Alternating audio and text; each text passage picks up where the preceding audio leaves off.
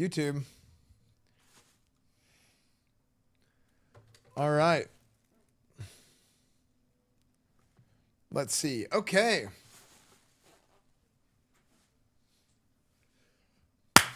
Yo, are we here? All right. Hello, everybody. We are changing sections real quick, getting sorted. There is another, so Ashley Creation. Hold on, let's do this. Let's do a proper intro.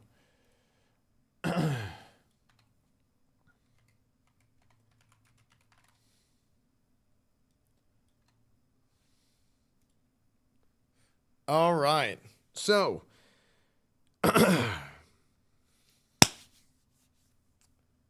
Ashes of Creation. Ashes of Creation is having another dev update.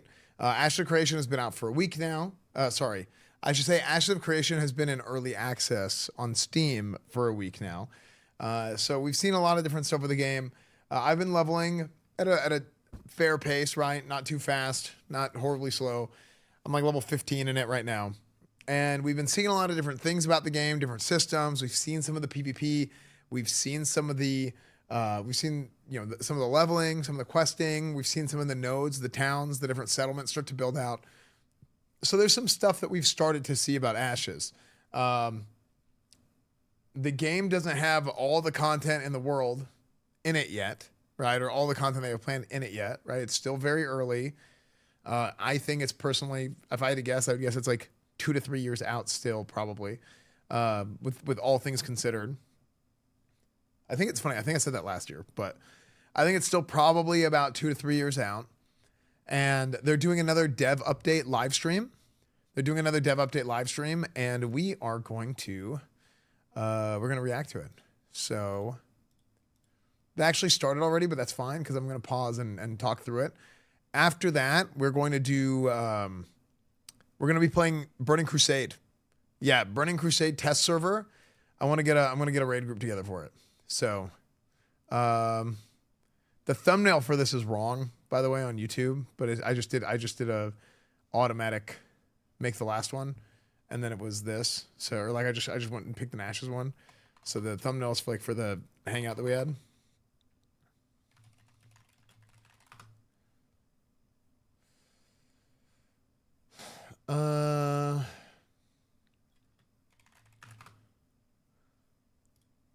Are they also live on YouTube?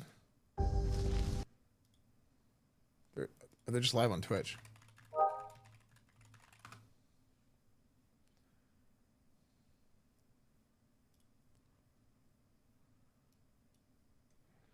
Okay.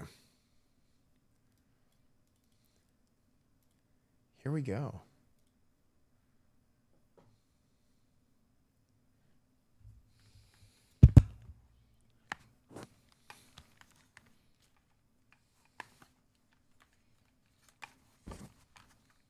The hell? How's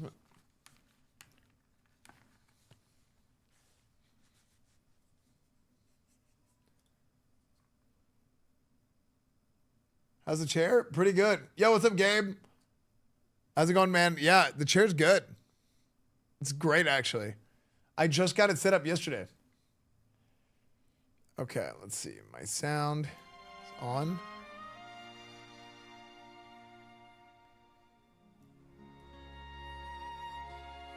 Pairing. There we go.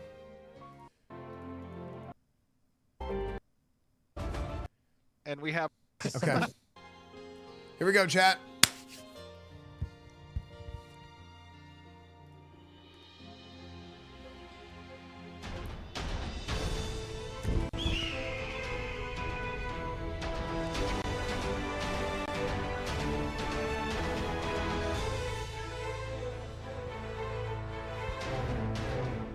All right, let's check it out. Let's see what they have to say. Oh, okay, so it's a dev update. Got a bunch of the devs here. A little bit of a different stream today. Welcome.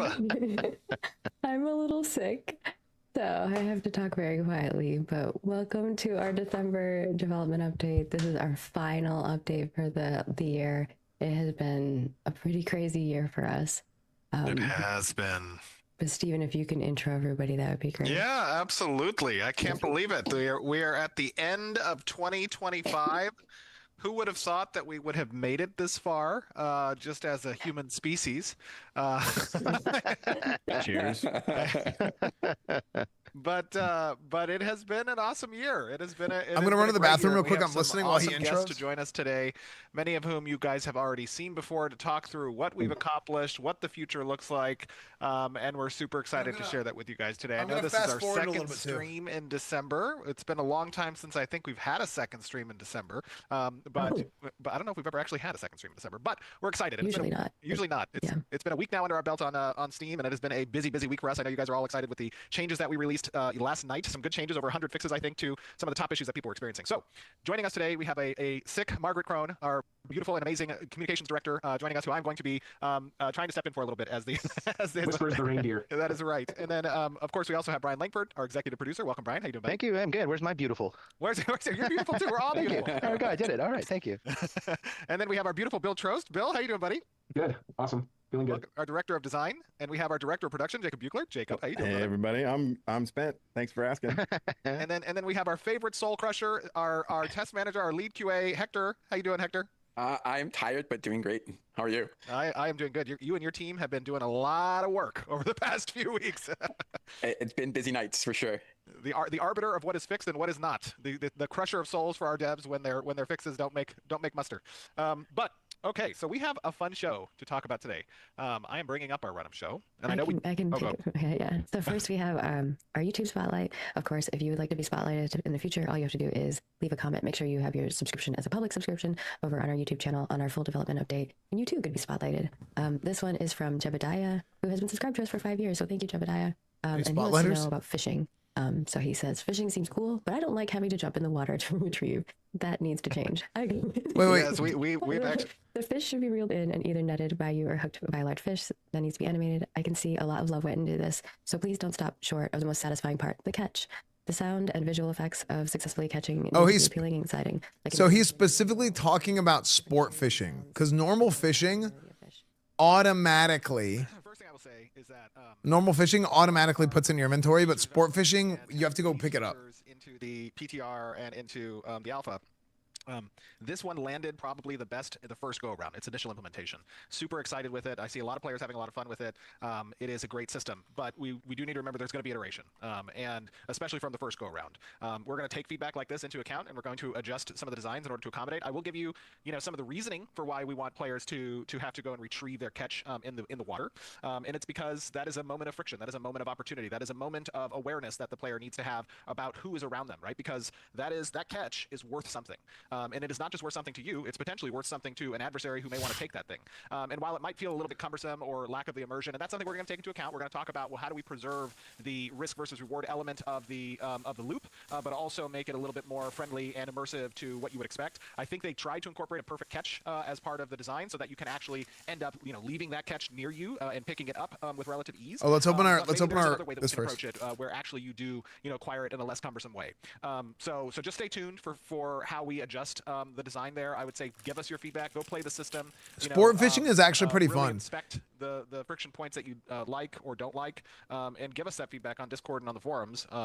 So I will say, I've done a little bit of the sport fishing. So normal fishing is actually less active than most games fishing, where let's compare it to WoW. Okay, that's like the easy comparison for a lot of people that watch my stream, where you just sit there, the bobble goes down, and then you click it, and then you pick it up. Okay, and that's it. Normal fishing for this, there's two types of fishing. Normal fishing, it just automatically ends up in the bag. You don't even click anything. You're just AFK. But then sport fishing, it's like you're playing Sega Bass Fishing. Okay, if you ever played that on the Dreamcast or at an arcade. So I think they did a pretty good job with sport fishing, but there is a high amount of friction for sure. And that's going to be routed to our designers, who are then going to inspect and adjust. For sure, I've already been part of several conversations about upping the celebratory aspect of the catch. Yes. And so that's definitely on our radar. And there's opportunities there for varying levels of catch as well. To Steven's point, and some of those super rare ones might, Thanks, Tom, as a benefit, give you a little bit less risk. Yes, And we see you all fishing. There's so many of you fishing. we It's do pretty see. cool. There's a lot of fishers in Vera. A lot of fish. Got to keep those populations down. They're a menace. And moving on from there, Real quick, because everybody needs to know. Panda Express says your talents will be recognized and suitably rewarded. Look at that. Who knows what's going to happen? similar accord, realm status and staying in the loop. There's a lot of communication, but we just want to make sure people know where to look for it. Housekeeping, basically. The best place to stay on top of like realm status and updates is Alpha 2 News on our Discord. If you link your Intrepid account to Discord, you'll get access to the Alpha 2 channel. But even if you don't, you can still view it, so anybody can see that channel. We're also using the launcher banner at the top of the launcher. You'll sometimes see that with critical and time-sensitive information. And for the Steam players, on the Steam page, you can also see any major downtimes or important updates posted in the Steam news as well. It's like right there, but I think some people just don't see it. I just want to set expectations. We may bring realms down from time to time for pushes to fixes and in order to address stability issues. We've done a couple of those already, as Stephen mentioned, and we're hoping you guys enjoy the holiday break while we continue to work on some fixes. We also created a cloak. I don't know if we have the image for that. Oh, the cloak. We will be granting this to anybody who has a Steam linked account as of December 19th, 2025. As a thank you for your patience while we track down issues like the 504 one. This actually has a bunch of lore that Bill and team has written too. So you are now part of the 504, which I don't know, Bill, if you want to add information there. Wait, that's actually funny. That's actually funny they did that. And taking advantage of the event here to, make it a little more in game with the I don't want to spoil it. Just check out the lore text that's on the item. Yeah. Yeah, this is a little gift to you guys for putting up with some of our launch headaches, which, as you all know, every MMO, even at their official launch, not at their early access or their alpha, experience launch issues on day 1 and day 2, and and we experienced our fair share of that from web on Thursday the 11th to some of the queue issues that we were experiencing on Friday. And so we wanted to extend our appreciation for the patience that you guys showed as a community, having to put up with that. Like I said, it's not something that is alien to us as MMORPG gamers, but it is something that we had hoped to address, and the team was quick to respond there. Very very proud of their performance on those 2 days addressing those issues. But now you can have a 504 cloak. And I will say this. So take something like WoW launch, for example. I'm talking about 2004. If you guys played back then, how many of you guys played on WoW's launch? WoW on launch, if you go back, if you have an account that old, go back and look at your account payment history or whatever. You will have a bunch of 1-day credits. You will have a bunch of 1-day credits because the initial, like the launch day, like the first week, it was just constantly down. So they gave a bunch of 1-day credits to people. I don't know if they ever did a 30-day credit, but they did a bunch of 1-day credits. If you go back and look, because the servers were down. I think the idea of giving people something memorable that it's like, hey, I was there. I was in the alpha. I had an account. And it's a cosmetic, right? But it's kind of like it's like, it's not a collector's edition item, but it's like better than a collector's edition because it was I was there, which is, I think is pretty cool, right? So everybody in Ashes right now will get that cloak. But, let's say however many years from now, if you get your account afterwards, right? Or after, like if you weren't there on launch day or whatever, or like within the first few days of whatever, if you didn't link your Steam account within the first few days, then, well, actually, hold on. Is it within the first few days? Basically, if you were there, you experienced it, and you have like an item that shows like, hey, I'm an OG, which I think is kind of cool. And I think it's a pretty cool idea, and I love the lore behind it, Bill. So when you guys have a chance, check it out. Like I think stuff like that is cool.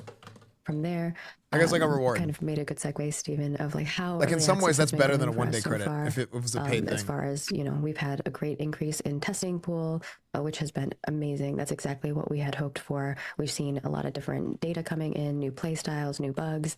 We have Hector here to talk on that front. We're going to talk about bugs a lot today. We're finding issues faster than we ever have, and we're turning those fixes around as quickly as we can. And we've seen a strong concurrent player base, which has been amazing for us. And obviously, we still have a lot of work to ensure that we keep that and retain those users. And we've seen a lot of ranges of hardware and environments and things of that sort that we've been looking into on the tech side. I don't have any of my tech people here necessarily, but they've been working very hard and doing a lot of great work. Yeah. Steven, is there any data you want to share, insight? Yeah, I know most sure. stuff is publicly available on Steam. Yeah, I mean that's one of the strengths of being on Steam, right? You guys can scour some of that data and take a look at the Steam DB and see how we're doing both from a concurrency standpoint. As well as from a review standpoint. And like I said, we had a couple of big hits between web on Thursday and the queue issues that we experienced on Friday of last week. But and that we took a little bit of a hit on the reviews, but I think over the course of this last week we've seen a significant trending upwards. Especially when I look at people who have played the game for at least an hour, when I filter those by an hour or I filter them by 10 hours even, right? Those reviews start to go up to the plus 70%. I think we're at 72 or 73% positive reviews, which for the state that we're in right now for early access for the alpha of the game, I consider that a very positive metric. I consider that a very good success point. I will say that. To be honest, I would probably like 72, like 7 out of 10. That's to me that's like that's a little bit higher than I would expect.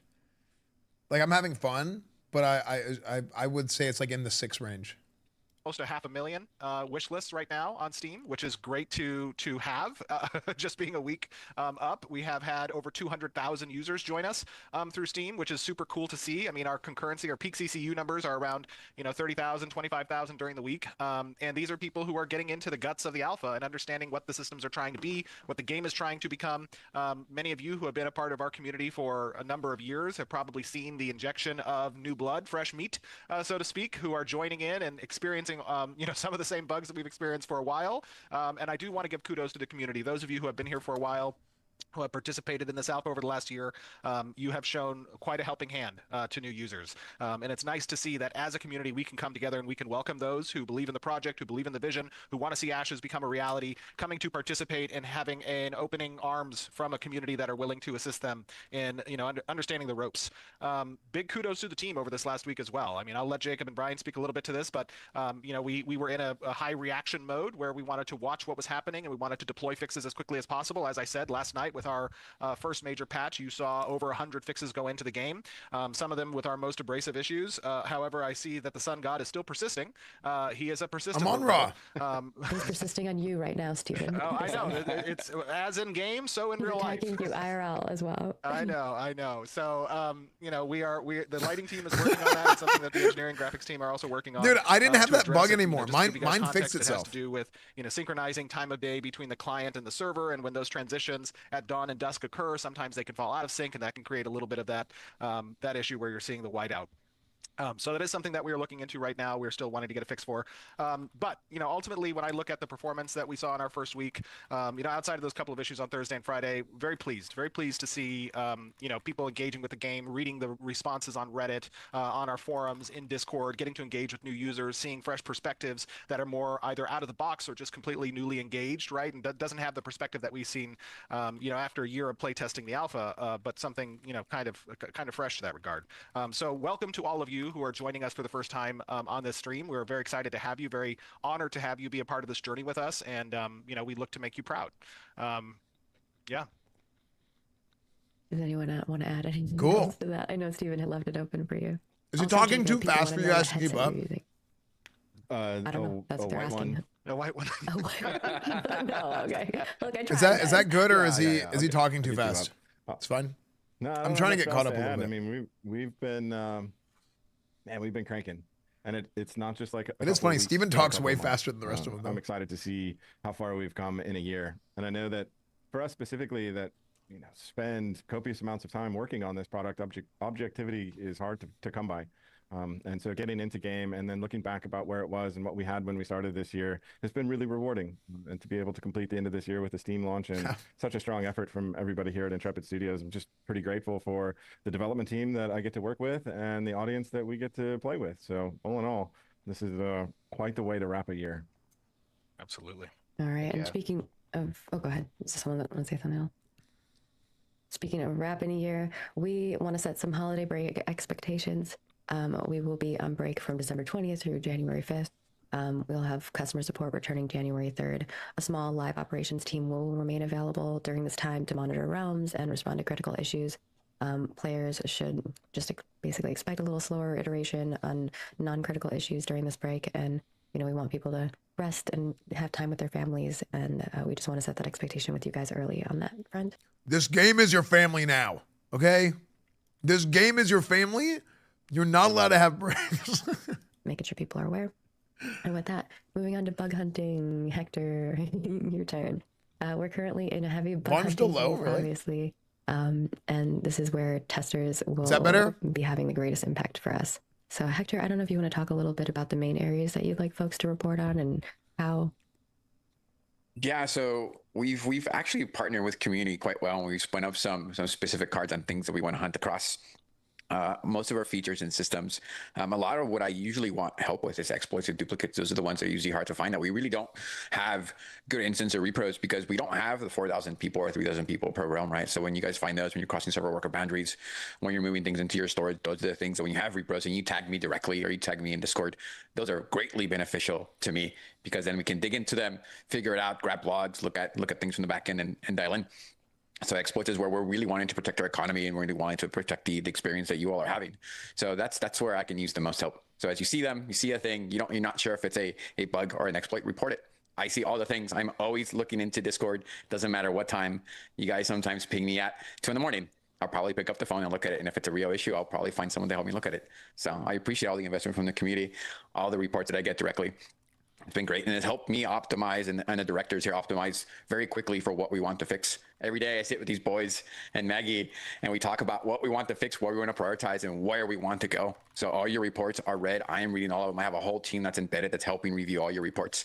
And again, we optimize for what we want to fix, and we can't get to all of them, but know that we're reviewing all the issues. I think, Jacob, you could correct me, but I think we probably reviewed in the last month, we reviewed close to 1,000 issues. And from that list, we're triaging and optimizing for what 1,000 issues already for each of our releases. So it's no small feat, but it is a lot of work. And some of that work is thanks to this team and thanks to the people who are playing our game and helping us understand what to find and where. Yeah, I just want to reiterate, for those of you who are joining us newly, the fresh meat in the crowd, so to speak, there is a purpose to this alpha, and a large part of that purpose, not just validating the fun of the loops or the, intent of the design, but also the implementation. From a bug standpoint, there is a report feature, there is a bug feature that you can make sure when you hit issues that you are utilizing, because that information gets collected, it gets collated, it gets reviewed, it gets assigned out, and then it makes its way into a patch at some point. And we want to make sure that you are the lifeblood of that process. As Hector said, we have internally some 30 or 40 QA individuals that are either full time on the team or contracted out, and they're doing the non-game version of QA, which is not really playing but going through and inspecting each of the change lists and each of the what the developers are doing and making sure that they're regressing bugs and all that kind of stuff. But as you guys go and you do normal human behavior activities, and there Sometimes are thousands of you, sometimes not. That's me. Uh-oh. To find things that we're not going to find, and we rely on that, right? That is the whole point of this open development. Outside of getting the feedback, it is also making sure that when we show up on day one with full launch, that we have had a lot of time to bake and a lot of time to fix, and make sure that the product is humming the way we want it to.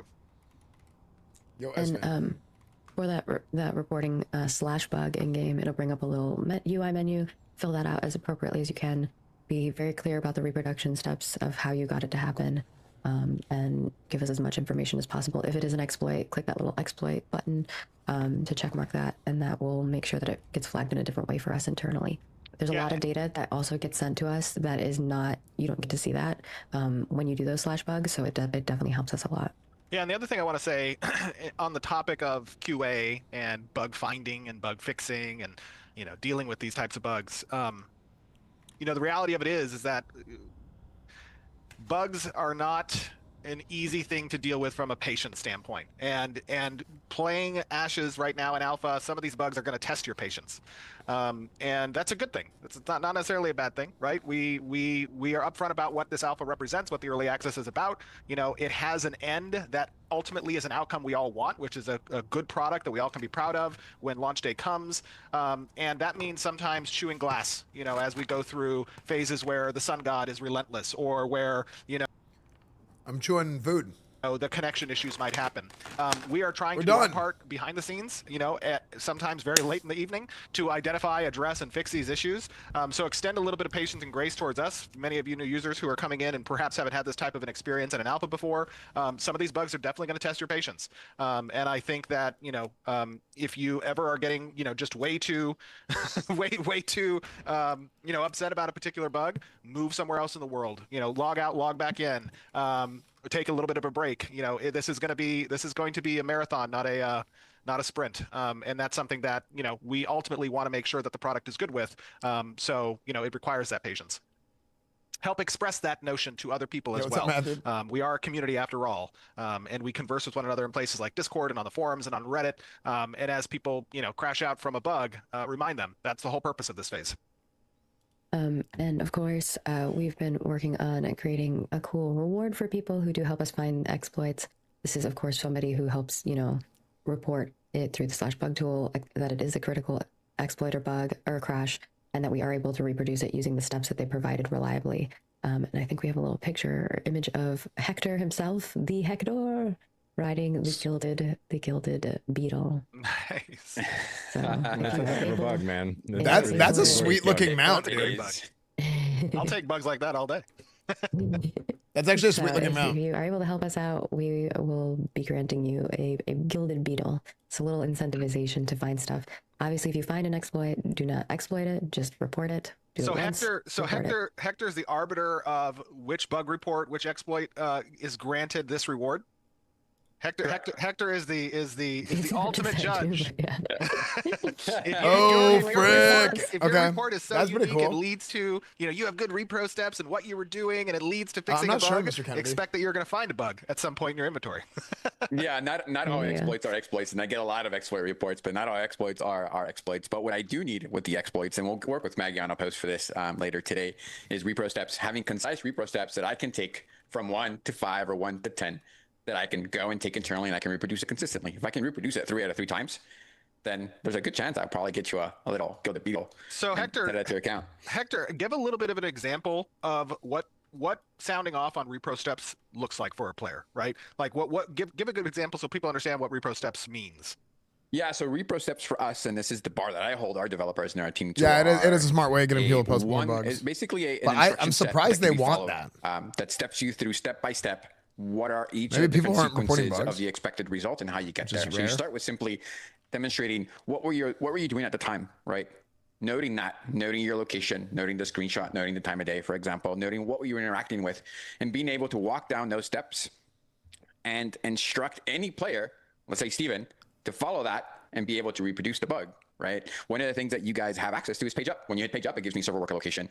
It gives me coordinates. It gives me a lot of information. True. That's what that button is, that page up all button. that information is super vital. So imagine it's basically like putting together a Lego set. It's very, very specific into how you put together a Lego set. That's the same thing that I'm looking for when I want bugs. Some are really hard to reproduce, and some of you send me videos with instructions of like, here's my steps, and here's a video to show that I actually can get this.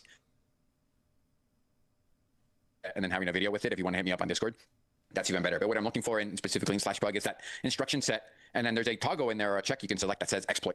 Tag that. And that's how I look for the exploits, and then I go through the instructions, review that, and then I send that to my team. If my team can follow your instructions to reproduce the exploit, it's fantastic. That's when I say that's good enough to send to my team, and then that's good enough for me to say like this person probably deserves the entitlement for that gilded beetle, right? I'm gonna try and speed up a little bit, chat. Hey, I duplicated a crate, but I have no instruction set. If we get the answer, I'm gonna try and skip ahead a little bit. You know. What happened, how it occurred. It has to be precise, right? If you go like produce that cookie. I love food analogies. I use them all the time, right? It's to the time. I'm not a good baker. I don't follow instructions. That's why I'm good at what I do, because I just break things. So I need you guys to give me good recipes so I can follow those instructions and figure out what's broken. But you are the grill master, right? Most of the time. That was not enough confidence. Most of the time. I've heard stories. You told me you were going to come and grill some shit. So you know what, Steven? I went back to I think it was November, right before November. I used the wrong type of charcoal, and it was charcoal that's for like an inverted grill, it was flying sparks all over the place. No. And then one of those embers got into my eye and just ruined my night. So I'm like, am I good at barbecuing? Yes. Am I the grill master? Not all the time. So don't do what I do and choose the wrong coal. Yeah. Boys like we could be shoveling talking about coal. bugs all day. I think we did talk about bugs for a really long time, but we do have Hector here for that reason, so I wanted to make sure he had ample time to talk about it. And as an FYI, we may be changing things slightly leading into the new year, so in 2026 we'll provide some updates to that. Hector and I have been working on some ways to provide better insight for you guys to see the status of bugs, like if they're in development, being currently, or if they're fixed on a development build currently, and that kind of stuff. So that's something that we were working to get to kind of at least for the top 10 issues, and then trying to figure out how we can scale that. So it is very much a thing that we want to provide to you guys a little bit easier and that may require some zhuzhing around of how we currently do things. Any zhuzhers? Integrating with the in-game report system. But that may mean the Discord stuff goes away. So we'll share with you guys more details about that in the new year. Beyond that, I'm just going to lightly touch on this because I don't want to go into too much detail, but I see people talking about gold sellers and things of that sort. Please report these to CS. We have been actively doing lots of work behind the scenes on bad actors in various different ways, including gold selling. If you've been actively with us, you've probably seen a lot of that being handled. But obviously we don't want to go into detail of how we're doing those things. But we are working very diligently. Our team is small but mighty on the CS and tech tool side for CS. So please just give us time and report things as you see them. Hopefully we'll be rinsing and repeating, but we are making that a less manual process, although I have personally enjoyed clicking the ban button on many accounts over and over again. Those things in a more automated gold seller. But mighty on the CS. Okay, this is a good question. This is a good question. And tech tool side for CS. So please just give us time and report things as you see them. I do want to give an update on the gold seller in chat situation. We're aware of it. We have deployed a new counter. You know what's funny? I think Romanowski typed this in chat. Let us report gold sellers. Romanowski is like an OG like viewer community member from like old private server classic WoW days. Measure this week that hopefully we'll be catching those things in a more automated fashion very early on. Now that doesn't obviously stop those individuals from going and creating new accounts and coming back and rinsing and repeating. But we are making that a less manual process, although I have personally enjoyed clicking the ban button on many accounts over and over again. It gets a little bit tedious, but it is something that we are addressing. So just be aware of that. And then on the Intrepid Studios creator program side, we want to just congratulate and welcome all of you. Thank you for the first wave of folks who have made it with us. I know there's still some other folks who want to join us or didn't make the cutoff for NDA signing or things of that sort. We'll be reopening in January. Our target is January 30th. We're still finalizing. I didn't do this. Which I'm hoping to wrap up in January. I didn't even know about this. Creators who've joined us and hang tight. We've got some things that we're working. This is probably something that's good for like if you're like this is all you play. This is all like, you know, this is like your main game stream type of thing, probably. On in order to give you guys some stuff. We're excited about you know, the quality and variety of creators we have joining us, and we hope that you all enjoy the folks who are creating content. To kind of like stuff like programs like that are good to help like. Let's say you're a smaller streamer who like this is all you play and like that's all you do. It's a good opportunity to like kind of build up community around like the guys who focus mostly on your game or exclusively on your game. Forward into the new year. And with that, in addition to having like big guys come in. So now we're getting into year. Because you need both. We have a little video we want to share with you guys to look over the past year and the amazing stuff that we've accomplished. So we'll see you in a moment.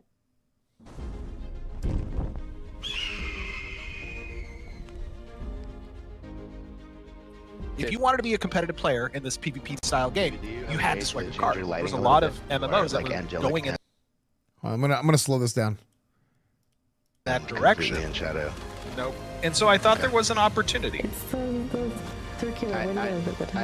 I know what it is exactly, but I just wanted to see if there's a way to put on like a ring light on the right side or something. Oh, they're hot. Yeah, dude, character customization for this game is insane, by the way. Complete and total character immersion, that is the key to the game. Wait, really cool did they put my voice in the video? They put a clip. They put a clip from my stream in the video. That's so funny. The throughput being so fast. Usually these kind of changes don't go through this quickly, and you guys are burning through your roadmap very quickly, which is cool. I have to say the spell animations are pretty impressive. The spell animations look kind of sick. Playing Alpha 2, the one thing that really stood out to me is I had fun. Dude, hearing you want to spend $50 and be a part of the development process of something that might be really sick in a couple years, you can be like, yeah, I was early access into this. I mean, I don't mind. Like, I helped kind of create what this thing could be. Then I'd be like, yeah, that's the person that should spend the 50. The game is feeling better and constantly improving. The potential is there, and I truly love the game as I know what it can and will be if Intrepid keeps cooking. Every time we moved on the map, it felt like I'm an adventurer, not I'm winning at a video game, not I'm trying to gamify this to be fast, gamifying this to be as efficient as possible. You're like, no, I'm actually like, I'm going out and adventuring in a world. I hope you guys are excited for Ashes. I'm excited. I think it's gonna be great. It's so funny hearing my voice in this because I did not know they were doing this. That's so funny. That's so funny. Yeah. Sorry our mics were hot a little bit. We're just giving Stephen more sunlight problem. Trying to fix his lighting. But we hope that you enjoyed the video, the little excitement of the year we kind of looked over, and we've gotten a lot of stuff. Because we did so much in the intro, I probably will consolidate some of this, but we've done a lot. We've had an immense amount of things that we have worked on over this last year. We saw a lot of player exploration in early January to March. Alpha 2 testing was fully underway, and we had a lot of our feedback loops starting to settle in. We had our community being energized, and a lot of, bug loops went through. We had towns and city progression systems, crates and loot systems updates. We had our Harbinger milestone that we introduced in July, September, and then we went into sport fishing and summoner archetype, and Alpha 2 Phase 3 rolled out, and then Summoner, and then early access announced with Steam. I'm gonna speed this a little bit. Return to Vera trailer. So it's just been a lot. And then, of course, with Steam release at the end of that. So this year has been a lot of stuff for us. And I kind of wanted to propose some questions to the team. I'm going to consolidate some of these so we can make time, because obviously we've got stuff to do today too. But what do you think, when you think back to early 2025, what surprised you the most about how players explored or interacted with the world? I talk a lot, so I'll let one of you guys grab this. Not it. I feel like it's a good Bill one. So what surprised me most with how players interacted with the world? I mean, I think just, everybody's embraced the world, like we hoped they would. I feel like, that's the thing that's gratifying, is that if anything, what we want people to want is more. And that's always what they're asking for, right? So I think we're on the right track with a lot of our core systems, and we just need to deliver more, and that's kind of what our plan is day to day. So that's the awesome thing, is that how much people have embraced the world, embraced the systems that we've put in place, and of course there's problems with them because it's an alpha, right? But the fact that they've generated as much interest and been able to hold people's attention for over the course of this year, is a good testament, I think, to what we've accomplished, and the community that's been that's formed around it, and ultimately that's what it's for. It's for the players and what they want, and it's good that what they want is more and not something completely different. Yeah. Okay. When I think about how players have engaged since October of last year with the world, I look at traditional faction-based games, and I look at how we've tried to position some of the player tools to create their own communities and their own factions within the world. Right now, it's very centrally located around specific settlements and identity around those settlements, and the conflict and the camaraderie that can come of that. It's like creating a little ecosystem of politicking that exists, and watching that friction develop naturally around scarcity of resources or locations. Right now there's a lot of grinding, and there is a lot of mob killing and whatnot, but there is still healthy conflict between those player groups. Sometimes that requires coordination and cooperation, which is interesting to see when those types of challenges come up. That's what's been interesting to me. I think continuing to push into that space of giving players the tools to forge their own alliances and enemies. I didn't know that, is ultimately what a non-faction based game is all about. I think that's where people become most emotionally invested. And so long as the world is interesting enough to elicit that type of progression and engagement, I think it's really cool to watch how those relationships change over time.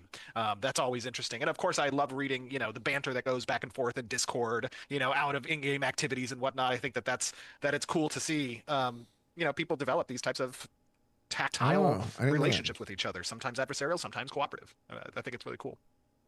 Chat PvP equals best PvP. I don't know about that, Quentin. Chat PvP. What parts of the systems that we implemented do you guys feel we landed well?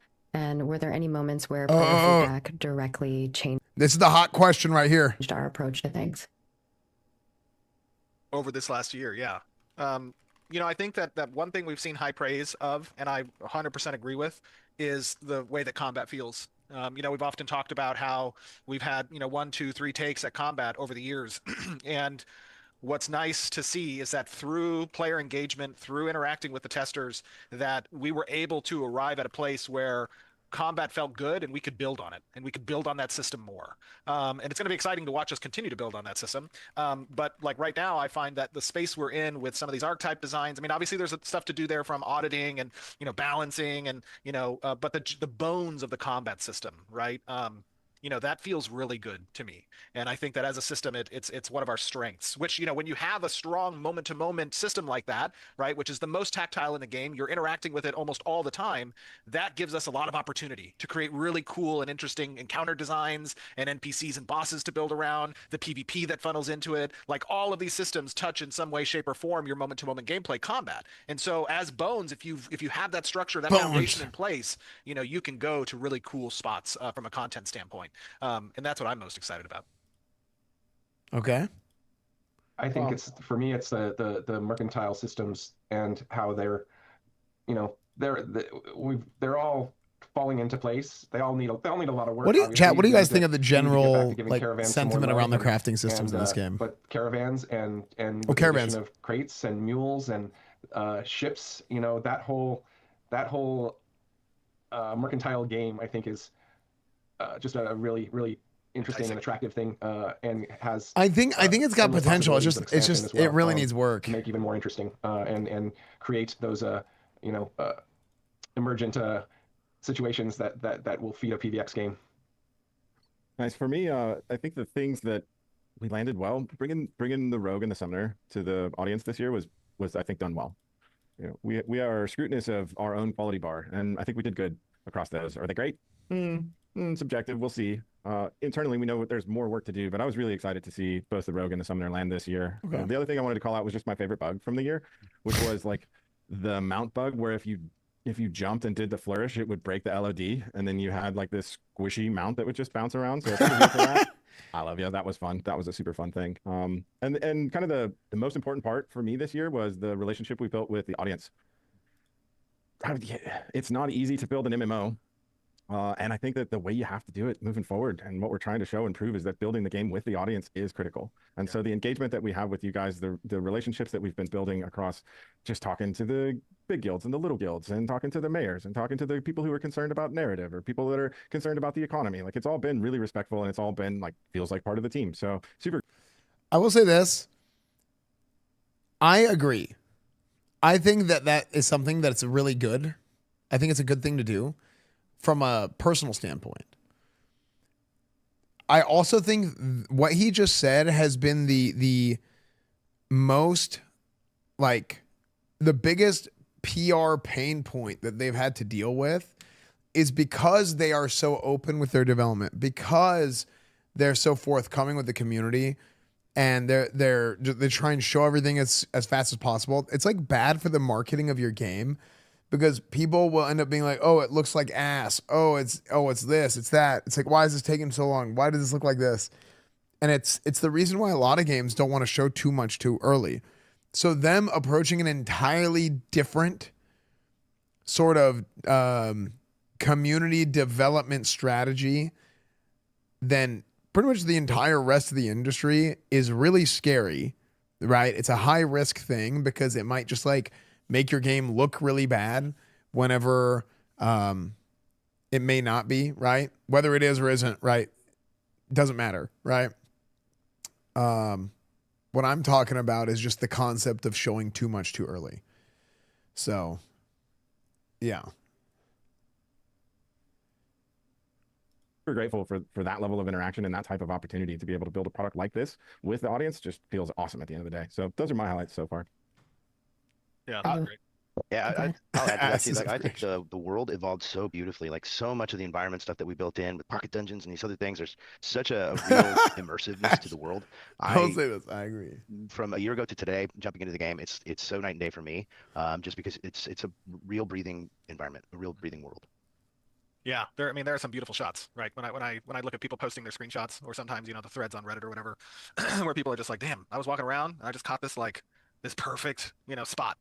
there's a lot of those. There's a lot of those perfect spots, you know, in the world where you take a second, you look out, and you're like, dude, the environments do look really good. Like it looks pretty good. I was an you know, art style hater, think, but the environments you know, do look really good. We are our own worst critic because we care a lot about this game. You know, true. you can read some of the stuff on Reddit or read some of the stuff on Discord, and it might seem harsh, but it's nowhere near as harsh as we are against ourselves. And the reality of that is because we want to produce a good product that's not just going to make you proud, but us proud as well. And you know, we're not perfectionists. We do believe that good enough is good enough. But you know, is it ever really good enough for the person doing that work? That's the question. And you know, I'm always happy to hear when somebody says, yeah, but it could have been better this way or that way. You know, I want their mind to be in that place, and we have a lot of people at the studio who do have a mind in that place because they're not just building, you know, another product for you know, some megacorp. They are building a product that they care about, that they want to play, that is near and dear to our hearts.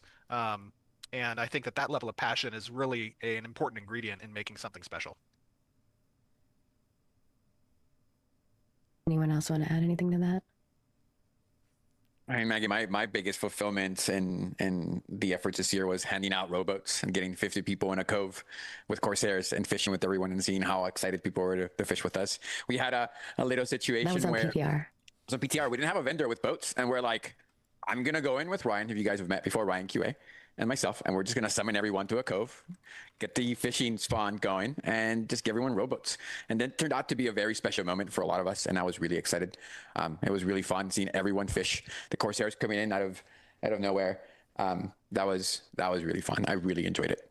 Yeah, Kyle got some really cool shots of that too that you've probably seen in a few of our videos. You might have seen yourself in some of them. I guess to go into this, like to kind of wrap up the kind of the year in review. Otherwise, we'll be here all day if we want to review everything. What feedback patterns are we now seeing consistently and kind of looking to move forward? What are we focusing on? I might take my contact out. Feedback patterns. Yeah. You know, I think I saw Jacob on mute too. Go for it. Go for it. I don't know if he has something to add. I don't think so. The feedback patterns that I'm checking out right now are right where we need them to be. People talking about balance. Well, buff rogues, nerf clerics, and I say that in jest because I know nobody wants a cleric nerf. I main one too. But like balance feedback, economy feedback, stability feedback, performance feedback, like the trends there are really important. Happy holidays, Esfand! We'll deal with, and we have some graphical issues that we're troubleshooting. But you know, keep in mind that nobody's run an Unreal MMO on this version at this level with this many players this year, at least that I'm aware of. Correct me if I'm wrong, but you know, we're leading the way in terms of trying to stay on the most advanced yet acceptable levels of technology and implementation of what we're up to. And I think the trends towards the bugs really rep that, right? And it's great to hear like, oh, buff this, make clerics great again, fix the economy this way, deal with the fish, deal with the crates, deal with the caravans. So it's all kind of in line with where we want to be working as well. So it is in support of what our motives are. And that's what I'm seeing through the trends. I think Steven probably has everybody has a different perspective because their sources are different, but that's what my read is currently. Yeah, and I noticed some people were saying Aeon 2 with regards to the answer, but they're not, you know, Aeon 2, I think it's a beautiful game, by the way, and love NCSoft. Some of my favorite MMOs are from NCSoft. But Aeon 2, I think, is using Unreal 5.1 or 5.3, perhaps, and I believe that our latest version engine is 5.7. So what Jacob's talking about is like we are literally on the cutting edge of what Epic is putting out with Unreal, and there's going to come a time where we're going to stop that engine version progression. We're not quite Unreal there being yet, Epic is insane, but we are still continuing to sync to their latest. To old news, version. But still. Yeah, when I think about feedback. When I think about feedback, I think about what are we doing well? What are our testers coming back and they're saying, I like this, do more of this, right? I think that really got pronounced over the course of these last couple of months when we paid a lot of special attention to the new user experience, the Fatui systems, some of the content systems around questing, how we were onboarding players with the Destiny board that systems put in place and Juso led. Those are things that when I see the positive feedback is like, yes, this is what we need more of this. It's very directional for us, right? Because there's a lot of scope, to accomplish from a content and feature standpoint. And we have to balance what that outstanding scope is versus what servicing the live product is right now. And even though it's an alpha, even though it's early access, it's still a product. It's something that people are consuming. It's something that people are playing. True. They're having fun, even if there are bug finding missions and there are, well, it's something that people paid for, right? So that people need to acquire. And I do fully believe you know, I do agree with Jacob here that like the future of MMORPG development that creates a net of safety for the product that you're building to ensure that its audience finds a home is an open development path. It may not be as open development as we are per se. It may be even more open development than we are. I don't know where the balance is between that. We're trend setting to some degree with our development here, and we're finding, you know, where those boundaries exist as part of this process. And we've taken a lot of flack. You know, we have taken a lot of shots. It's not exactly the friendliest ecosphere out there for Ashes of Creation as an MMO, as a project that's in development. We understand that it is a grace that it's funny. I was literally just talking about this. We extend to our audience as well, that it takes a lot to build an MMO of this size and complexity. And we aren't a multi-billion-dollar corporation, you know, that can have 1,000 people working at once on the product, right? We're sizable now. We're over 250, you know, developers at Intrepid, but it's a massive game that we're building. And, you know, there is a level of patience that gets tested with an audience that is, you know, hearing about these cool systems and, you know, no pay to win, and, you know, they want to play this game, but at the same time, it's like, you know, teasing them with patience over time. I get that. Like, that is 100% understood on our side. So, you know, when I look at the types of trends of feedback that players are giving us, I look to see at what people think we're doing well right now, and I want to continue to invest in those things, right? I want to continue to double down on those. And I think the area where players can give the most amount of critical feedback that's beneficial for us is not so much how they may want to change a system, or as Jacob was saying, the balance of particular classes, or, you know, combat, like that stuff will come. Those are numbers. Numbers are easy to adjust. That's Fair. not the difficult part. That's not the innovative part. It is like core loops, right? When we talk about, you know, building up a settlement, or we talk about dynamic world with night and day transitions or story arcs. We talk about like. I want to go back and listen to what he just said one more time.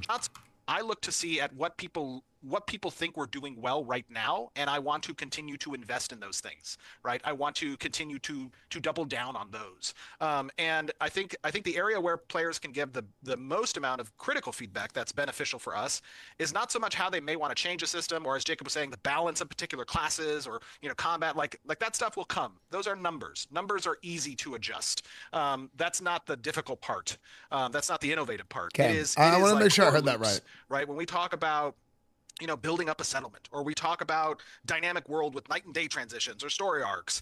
We talk about like special PvP rules for, you know, zones in the world, or, you know, the transit systems. Like, those are complex features and content loops that we want to hear what feels good and what doesn't feel good about them, right? Not so much your idea on how to fix them or what to change them. And those are cool too. I love theory crafting. I think theory crafting is great, but like being specific about why didn't I have fun doing this thing?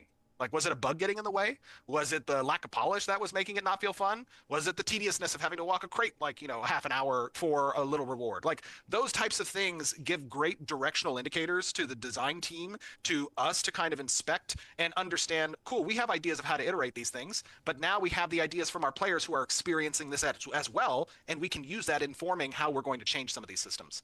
That's important. All right. Anyone else want to add anything to that? I would just say, you know, more big POIs and hunting zones. That's what we, you know, we desperately need that. We know that, and that's on our agenda. What do you say? More what in hunting zones? Anyone else want to add anything to that? I would just say, you know, more big POIs and hunting zones. Big points of interest, big POIs. You know, we desperately need that. We know that, and that's on our agenda.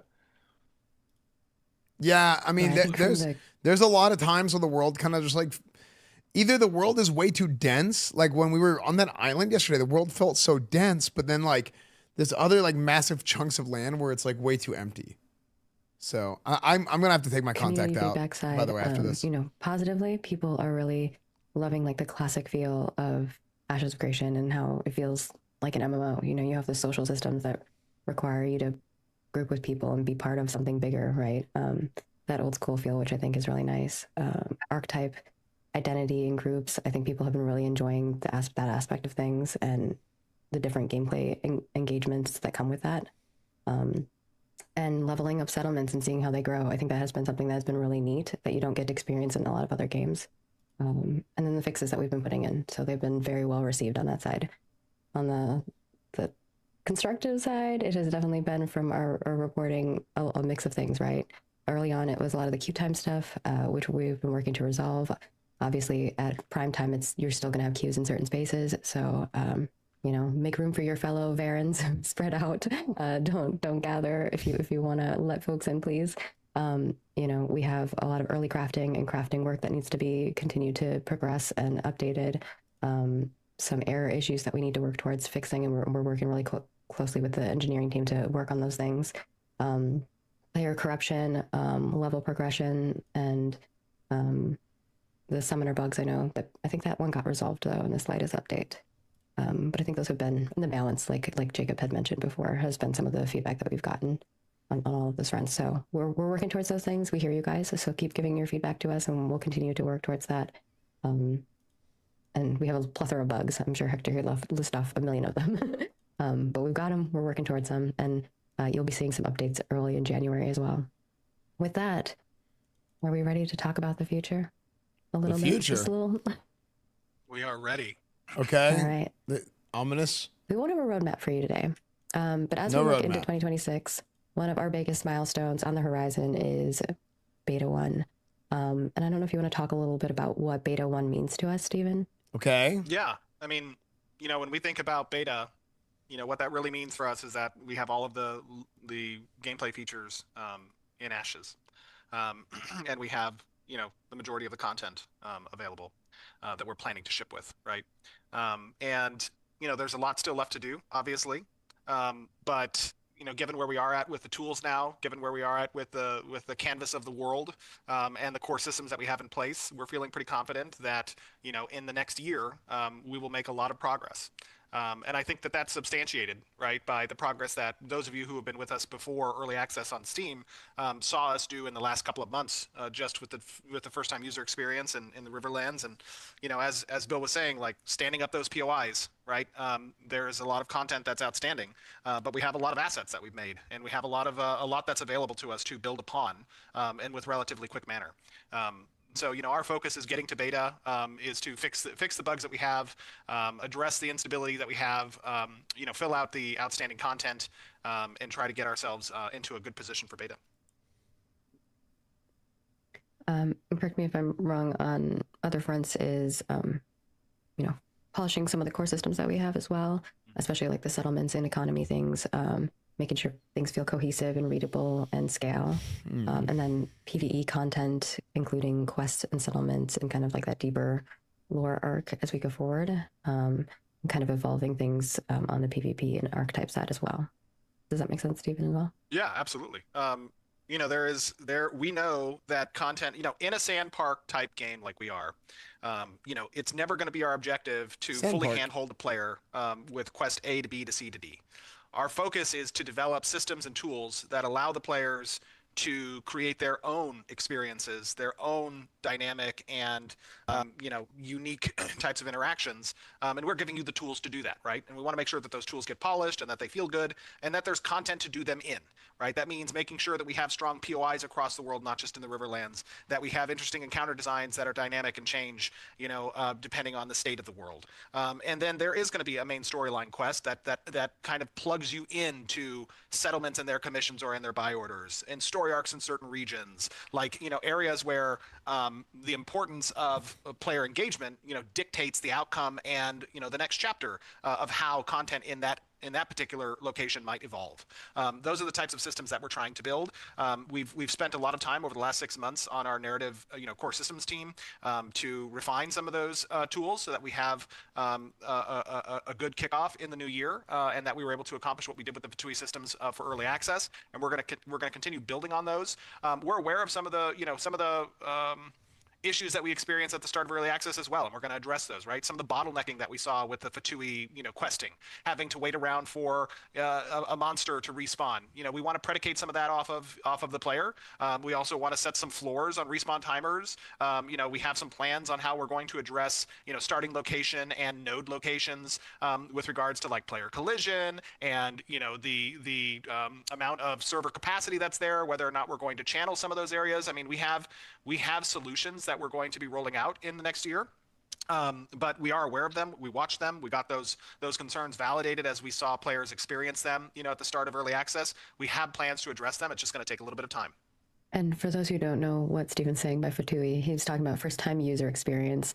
Fatui. If you don't know what that means. So those are like the quests that take you along the way for your first experience as you come through the gates of. I think that's super. I think an emphasis on making sure the first-time user experience is really good. But also, like, you have to account for like how people might feel coming from other games, and you also have to account for like, hey, a lot of these people are tourists, and like they don't have a lot like keeping them in the game right now. So you need to reduce like points of friction a lot for the people coming in. And some of you who are looking for a roadmap, you know, we may have something that we share with you at the start of next year. But you know, our roadmap for the next milestone, for the milestone thereafter, and I'll let you know, Jacob, perhaps, and Brian speak. Yeah, to this I was going to toss that to Jacob. Yeah, go for it, please. I don't want to usurp that, please. Yeah, no. The next thing I was going to say is that you know, the directors here and a few other, you know, a bunch of us, all of those on the director side, are going to be working and doing a little bit of stuff over the holidays. And I don't know if Jacob, if you want to talk a little bit at high level about some of that stuff that we're doing as we lead into the next year. And I did not touch. Yeah, I think, you know, it's just reinforcing what Steven's been talking about, perhaps a bit more explicitly or specifically. I mean, we talk a lot about core loops around here, and we care a lot about them. And we recognize that we're not all the way there yet around settlements. We used to make the joke about all roads lead to settlements. All roads. And there's more work for us to do there to make sure that we've got our core loops kind of feature complete at that point. And that includes, you know, working towards crafting and guild settlements and sieges, along with the other thing that we're really going to be engaging with early next year is the in-game PvP and settlement wars, making sure that our world events and dynamic world is evolving and that we're able to move the needle on delivering on the player promise, right? This is a player-driven, world-changing, player narrative-driven MMO. And right now, you get in, you can fight, you can level up, and you can progress, and there's economies to engage in. But we know that we're missing pieces of our core loops across those different verticals, and so those are going to take priority for us early next year. All right. And with that, I think it's just setting kind of expectations on the roadmap. I think we've done that. Like Steven said, early next year, we may have some roadmap stuff for you guys, but keep that in mind. It will be a different approach than what we've done in the past. Moving over to major player priorities. You know, obviously we have feature completeness is something that players continually ask us about, you know, the crafting, guild, settlement, sieges, content side of things, and quality of life improvements. How do we plan to balance the development of Ashes of Creation and continue to ensure player priorities are met? That was a big one. Skillfully. Well, okay. Like kind of intrepidly, yes, right? Fearlessly. We have to go after it. We have to continue to provide the players the value that they're asking for. I feel like sometimes people ask questions and they're like, "How do you answer that?" Building products like this, like that's just like a thing people do, and it's like, what do you want? What do you want me to say? What the team structure is, what the priorities are, and the rest of it, and that's what I hope to be able to share with not only our development team but also with you guys, so that we can go through Q1 together and end up happy with more features and more content and more systems and a better performing product. Yeah, here's what won't change. We will always keep listening, right? Like player priorities, we actively pull that stuff and look at it through Maggie's team, through the filter of community, through long and engaging meetings where we are actually looking at those content requests and stuff like that too. So yeah, I think is a good word choice there, Jacob. Intrepidly, right?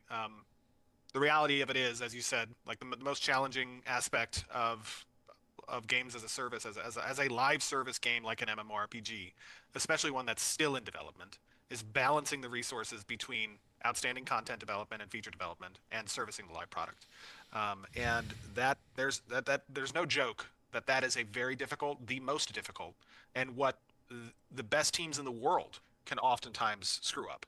Right, that is a challenge, and it is a challenge that we are intrepidly going, head first into.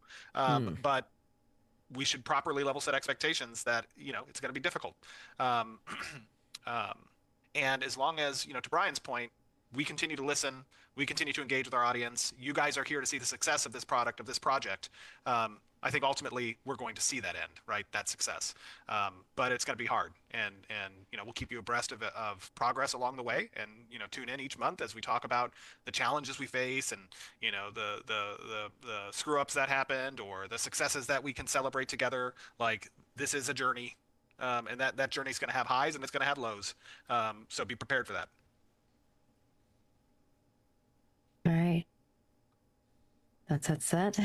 We're gonna balance it both intrepidly, and then to summarize it. The next thing here is early access feedback. Has obviously been shaping priorities as we move into the next year.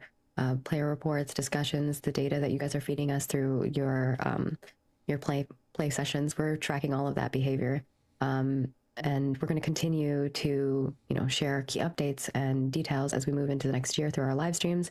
You may see some of these streams change a bit as we move forward, but I guess for wrapping this part up is, how do we decide what feedback leads to iteration versus long-term redesign? How do we determine which feedback leads to long-term iteration versus redesign? Leads to iteration versus long-term redesign. Oh, okay. I think it's a complex process. I'm trying to understand this question. We evaluate the tenets that a particular feature or loop is trying to achieve in context with other systems. We take into account how it's landing with the player audience in its current form. We try to understand what's outstanding for that form to be fully representative of the loop. If it is fully representative or not, are there bugs getting in the way for the experience that we need to address before we can properly evaluate? Something along those lines. Can we address the bugs, and that's going to solve the problem? Like, it is. There's no simple formula to it per se. It's on a case-by-case basis of the content or the feature, but the feedback is an integral component of the process every step of the way, right? How do we manage scope creep when these kind of feedback loops come into play? Well, we have Jacob and Brian behind every well-thought idea, reminding us that there's time and resources associated with it. Yeah, and it's it's something that, because we've been servicing this product for a bit, we've got into a rhythm around, okay, that's cool, let's entertain it. What would it take? Then what do we give up for it? Exactly. And what is the priority? Is this higher player value? Is this higher stability, higher performance? Like, how does it affect the long-term goals? How does it affect the short-term needs?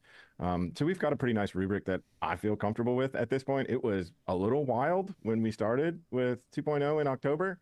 A bunch of arm wrestling matches and showing teeth and fighting over what needed to be done. But look, we're a year and a couple months past that now, and we've matured as a company. Our processes have matured, and the feedback has been consistent and growing and loud, and our audience is well engaged. So, it's something that doesn't feel difficult at this moment. It's just more work, right? And none of those are like black and white life and death decisions either. They're all priorities. Mm-hmm. So just because something isn't the current priority doesn't mean it's not going to be a priority in the future.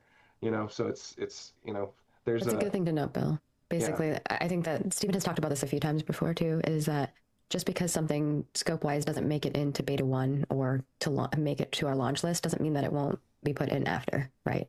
So just keeping that in mind as we move forward. My last one here is going to be, how can the community best help us test and refine what's coming next?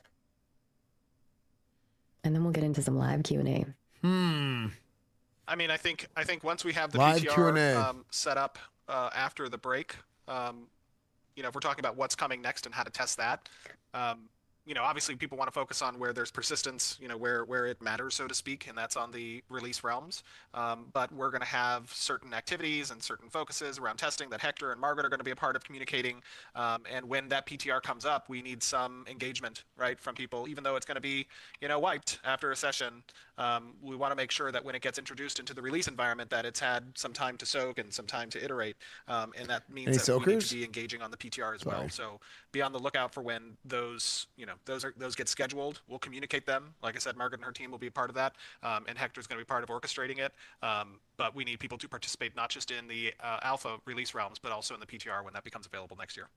Yeah, Steven, I was going to say, Steven, it's I think important to call out that the Gilded Beetle can be handed out by finding exploits on PTR, not just on live. So there's an incentive to go to PTR and test with me as we orchestrate these tests. There you go. How many rewards have you handed out on PTR testing so far? I would have to go look at that list, which will take me away from this call. So I will have that data next time you bring me on the live stream. Unbelievable. I'm trying to make sure he gets to come back. That's it. So I gotta make sure I'm accurate. That's it. Well, I love the question, Margaret. And, you know, I think very specifically, one of the things that I've always done in the games that I've been working on, or the games that I've been interested in playing, is like just to be creative with your focus. I can give you an example. When I was working on Deus Ex, I did a vampire playthrough, which was to see how many people I could stuff in air ducts, right? To just take all the people. That was the whole playthrough. It was just like a vampire playthrough. I want to make everyone disappear. And right now in Ashes, I'm doing psychopath. Tom Sawyer Huck Finn playthrough. I'm trying to spend all my time on boats. And just focus on boats and crates and the PvP and the open water and the rest of that stuff, or pirates or pirate playthroughs. So don't be afraid to like roll different tunes, test out different features, and focus on different things. It's a big game with a lot of content and a lot of complexity. And I find that as a player who's just interested in getting in and testing, like having a specific focus that direction helps me. So if it's fishing, or if it's PvE or PvP or trading or crafting or whatever it is, like being able to focus on those with specific characters or playthroughs, that's a really great way to engage. Awesome. Anything else anyone wants to add? Otherwise, we'll move to some Q&A and wrap this bad boy up. Yeah, I just want to talk a little bit about some of the outstanding issues that are on the release environment right now. Yeah. We're aware of the Node XP issue. We're trying to get a fix of validated. What's the Node XP issue? I don't know about that. At some point in the next few days. And we are think it's not leveling. The Sun Lord coming back into view. Our team is taking a look at that, but it's a nasty bug. We are also aware of the gold spammers. We are addressing that. We will have some solutions for that soon. And what are some of the other issues that we see? I think they should just have somebody sitting there, and as soon as the gold, because it like kills global chat. I mean, you have devs on the servers just watching global, aren't they? When they see it, they should just right click and just nuke or something. I mean, not really right click, but what I'm saying is like, it's probably that fast, right? Jacob or Brian? Well, I mean, the general stability, right? Like when people are hitting code 37s or the server worker goes down and it takes a couple of minutes to get back in, we're well aware of that. Right now, with running as many server workers as we are and the rate of the server crashing, like it isn't ever going to be acceptable until it's absolutely bulletproof, but we're not there in this phase. We aren't bulletproof. We've got issues, and if you can find ways to help us track those down, that's cool. Most of this is through logs and debug and the rest of it, but we are aware of the connection issues. We are aware of the stability issues, and we're actively hunting that down. The 21,000 hours we spent in the first 2 weeks of December towards developing this game, it's not pulling back down to zero while we go on holiday. Like we're still here, we're still getting after it, and we're still trying to stabilize the most critical things so that everybody can enjoy a super holiday season. Yep. Yeah, and on that front, EAC download stuff, we're looking into ways to help you guys with that. That is specifically more of it's like your files are not properly working, like, or they're not the same, like your build ID is different, so you have to like re-verify your files. Well, first try logging out of the launcher. If you experience EAC issue with validating the files, first try logging out of the launcher completely, and if that doesn't work, then you can verify the files. That usually is only going to be experienced when we have an update that gets pushed for the most part. So that's good. But it's just a lot of people getting that. Sure. And then the HP loss, we're looking into that. I know there's a lot of people talking about Vassalship and Settlement XP. We're aware. Anvil's buy orders, we're aware. Permanent PvP flagging issue, we're aware. Characters de-leveling and can't spend skill points, we're aware. So those are just some of the. I mean, we will be here all day if I list out every bug that his team have put in. So we will be here all day. The HP one we're looking at today as well. So we think we're going to find the changes. Just like sitting here for 2 hours. Okay. And let's move on to live Q&A if you're good, Steven. Yep, let's go. Okay, live Q&A. All right. So this one's from Sasquatchy, and they want to know, when are pre-stream accounts getting the title and cloak from EA? You should have gotten it already, but I know that there was a bug. So they are working to run a script and get that to you guys. We'll notify you all whenever that has been. I think that's pretty cool. Patch notes. And sorry for the delay on that. I believe all Steam accounts have now gotten it, but the pre-order packs and Kickstarter bundles and those folks did not for some reason. So I think we've resolved that, but it needs to get like pushed to you guys. Yeah, that's annoying. If other people get it first, and you're like, what the hell? I paid beforehand. Slim this person's name down, which is grind. Is there a timeline on 25 plus and 2 class unlock? I'm not sure what that question means exactly. On the second class unlock. So it's I see. Like the secondary secondary archetype. When are we considering raising the level limit, and when are we considering introducing second classes? Gotcha. It's just worded very strange. Level limit is something that we're going to be working on soon, meaning early next year. It'll be in the first half of next year, and We are already doing some exploration on the second class, but don't have an answer for you yet. As I said, we'll likely be talking about some roadmap stuff in January. Okay. Prime wants to know any opportunity to have South American servers or other locations. We have seen a large population from our South American friends, and very excited about that, actually. Very cool to see. With regards to standing up a cluster and a realm in South America, probably not something that you will see soon, but it is something that obviously we consider based off of population. So the more people that we see in those regions, the more, the quicker that will likely happen. So we are watching it, but it's not going to be anytime soon. Cool. And this is a very strange question. I don't know why it's on this list, but I'm going to just ask it because it's strange. His Sea Tiger Claw wants to know, have these 4 guys played the game to 15 just to see how it feels? Homie, we have all played it. Yes. How many times? Is the question how many times have we played it to level 15? Yeah. And in which starting zone, in which path, in which class? I thought it was funny. I don't know why community put this question on there. I think no, to troll me. It's a good question, awesome. right? Like, Some people ask that. Play your own game. Good lord. Yes. It's a great question. Yeah, and there's a few ways to play your own game, right? I mean, we have obviously focus playtests that happen within intra-teams or cross-teams, depending on the particular feature or content that we're talking about. That'll happen during work hours, right? And that's usually a dedicated hour that we're in with a specific objective. We playtest it, as players would. And then there is in the evenings, and when you leave work, and when you're at home over the weekend, and when you're, gaming. Like, yes, it is when we talk about the passion. I feel like that's an annoying question to ask. Necessarily, but there's a lot of people that think that way. It is a passion to build and play the thing, right? I mean, that is ultimately the end. A lot. It's an annoying question to ask, but there's a lot of people that like they don't even play the game. About all games, not just this one. All games is like they don't even play the game. But the reason why it's like an annoying question to ask is because no matter what, they're going to say yes, right? They're obviously they're going to say yes no matter what. So it's kind of like a moot point. People are going to think what they want to think anyway. There's nobody who thought like. There's nobody who's like, these guys don't even play their own game, who now thinks, oh, okay, I guess they do play their own game. That you either thought that or you didn't think that anyway. You know what I mean? Goal. And I think that you can tell the difference between the teams through the way they talk about their game, the way they talk about their content, the way they talk about their community.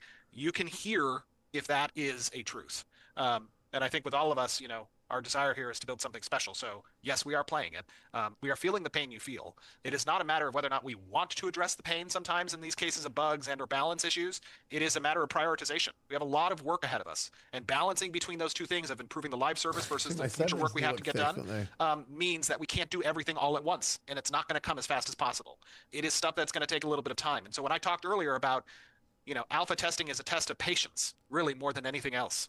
Because it is a level of patience that's required in order to chew the glass for as long as might be necessary before that particular issue that's in your eye and you hate. I like that phrase, chew the glass. Now, the more vocal that we talk about those things, the more bug reports that we see about those things, it is going to be helping to raise priority to some degree. As I said, the voice of the community is an integral component of that process. And so, you guys experiencing that and talking about it is part of also informing how we prioritize. Also, we don't use cheater flags typically, just so you know. Like when we play the game, we play it raw, and we go from beginning to 10 or 15 over and over again.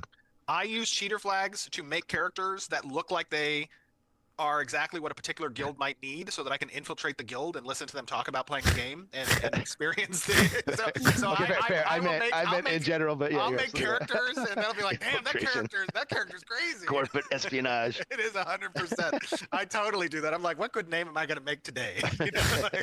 That's so funny. I will admit, I don't have a character to 15. I would totally do that if I could. I have 6 to level 10. There you go. I will 100% do that. The Fatui experience primarily, like over the last several months. Bill has been trying hard to continue to make that progressively better, and hopefully folks have seen that. Next question here is from CMEC, and they wanted to know, what's the best spot to report bugs? I think we've said this multiple times, /bug in-game. You don't have to leave the game. Just /bug. /bug it. /bug it. And if it's an exploit, click that little exploit button. /bug and explain the issue and how you arrived at the issue. That's the best. I mean, we're going to get a lot of data from just the /bug report, but if you talk through what experiencing that issue entailed, how you had to, get there, that's helpful as well. And then Optimus Rhyme wants to know, what's the best place to submit quality of life adjustments? You can post those either on forums or Discord. We compile daily reports for the development team and then weekly reports. Like, they get all the information from you guys. I spam that stuff down everybody's throats and they probably get annoyed, but our team is working hard to compile all that data for them. Everything gets read. It is a lot. Lanker wants to know, what's the status of dynamic gridding since start of early access? There's a lot of progress made on dynamic gridding, and right now we're still working with a few issues that relate to cross-server boundary nodes, and that relate to I don't remember the second one. I know there was a second one. Oh, yes, the POP. Thank you. The population service and cross-boundary POP when after server splitting. So those are two issues that the networking team is working with our gameplay engineering team to try to address. And for the time being, as we see potential splits happen, we've increased the worker count per realm to try to address some of the heavy load. I mean, we have a lot of full servers, right? We have a lot of full servers that are sitting at 5,000 to 6,000 CCU at their peaks right now in the realm, and that's a lot of people in that continent. So we're going to be addressing that in the new year. All right.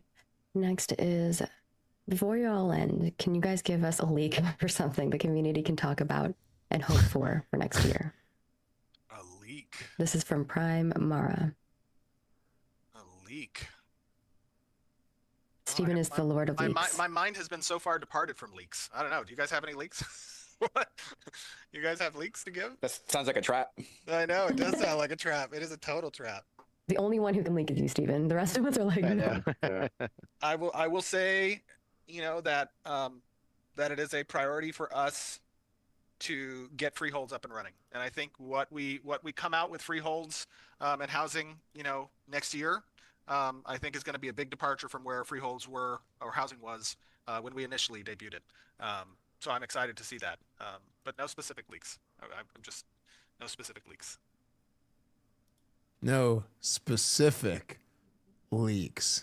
Oh, I'm sorry. I think I might have said titles went out. There's no titles. No titles next year. I don't know. See, I said something about titles. Specific we don't leaks, have titles yet. That is something that feature will come online hopefully next year. Cross our fingers. The next one here is from Rosen Baratinas, and they want to know, tell me more about arenas, instanced or open world. When will be online? Open world. Arenas are something that we want to get in. Open world arenas. To have opportunities for people to go and test their metal. Open world arenas sounds kind of crazy. And then Black Rose wants to know about visual fidelity. Basically, they're looking at our live stream showcases and wanting to know how they can get things to look on par with that level. How can they? I don't know. What rig are they using? And what settings do they have? I mean, obviously, optimization is always going to be a process. Is always going to be an effort for us. There was a lot that was done. I think those of you who were here prior to the early access launch on Steam saw what our optimization and performance looked like, just 2 months ago. And I know that Zach and his team, they did a lot of work in a very short period of time to make sure that this game can run more smoothly than it has been. And there's still a lot more work to go on that front. So, how can you get the game to look like us? We're playing the game. We're playing it on our cards, which is usually 4K or 5K series if we're doing marketing videos, NVIDIA. And then we are, using DLSS set for quality, and we have everything set to ultra. So that's how we make these types of videos. And if you have a machine that can handle that, you're going to see the game that way. Make sure your drivers are updated.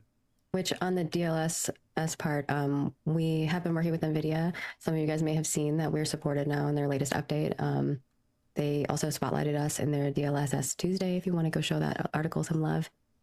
So it's been pretty cool seeing that come to fruition. And hopefully that means for those of you who are using their product, you get a little bit more support. Lazy Peon had something to add before you move on to this that question. Can I just speak to the fidelity question real quick? Can I add more to that question from Lazy Peon as well? They wanted to know, when will they see improvements to the game's visual/graphics, like nighttime, even on Macs, is what they were talking about. And then take it away, Jacob, on the visuals. No, it's cool. I just think that might be a little bit of an education opportunity. The pendulum swings between fidelity and performance frequently in large scale products like this. If this was a box product that had its own locked engine for X amount of years, and they were, rendering engineers pumping for 5 years just to get the hair to work on Zero Dawn, things like that. Those are interesting. That's great. I really appreciate those games and that type of development. And what everybody's seeing and what everybody's experiencing is we swung the pendulum towards performance and accessibility. And we did that on purpose, right? And that does come at a cost. And some of that cost is the visual fidelity that we see through the shaders, through the rendering pipeline in Unreal. Like there's a non-trivial amount of work to do to be able to make it better. And it matters. It matters to us. It matters to you. I know it matters to you. We all want the best looking, best performant product. And that pendulum will continue to swing. The amount of distance between the pendulum swinging is the thing that will inform like how close we are to feeling good about it. Right now, I don't know that anybody here is super satisfied with the way that it looks. We are more satisfied with the way that it runs. And that pendulum will continue to swing back and forth. So that was the point I wanted to make there. Good point. All right. I think that, that we're working on it, continuing to progress for those who keep asking. We're going to do 2 more. So this is a penultimate question from Imno, and they want to know, when will we be seeing new racial layouts for settlements? Not until we are much closer to beta. So that's something, that's something that's going to come later. It's not going to be likely in the first half of next year. And our final one is from Provoke Chaos, which is an interesting name. Has the Steam alpha actually helped? Are you guys getting more feedback than you did previously and better feedback? Oh, I think the proof is in the pudding, and I think we all can see it. I think that everybody who's been a part of this community, who's been in Discord or on Reddit or in the forums, they can see the infusion of fresh faces, of fresh pain, of fresh, people coming to join this product and be excited about, what the future holds and the systems that we're trying to create and the loops that we're trying to emphasize. I can tell you that I am a avid connoisseur of our community. I digest everything all the time, as most of us do on this team.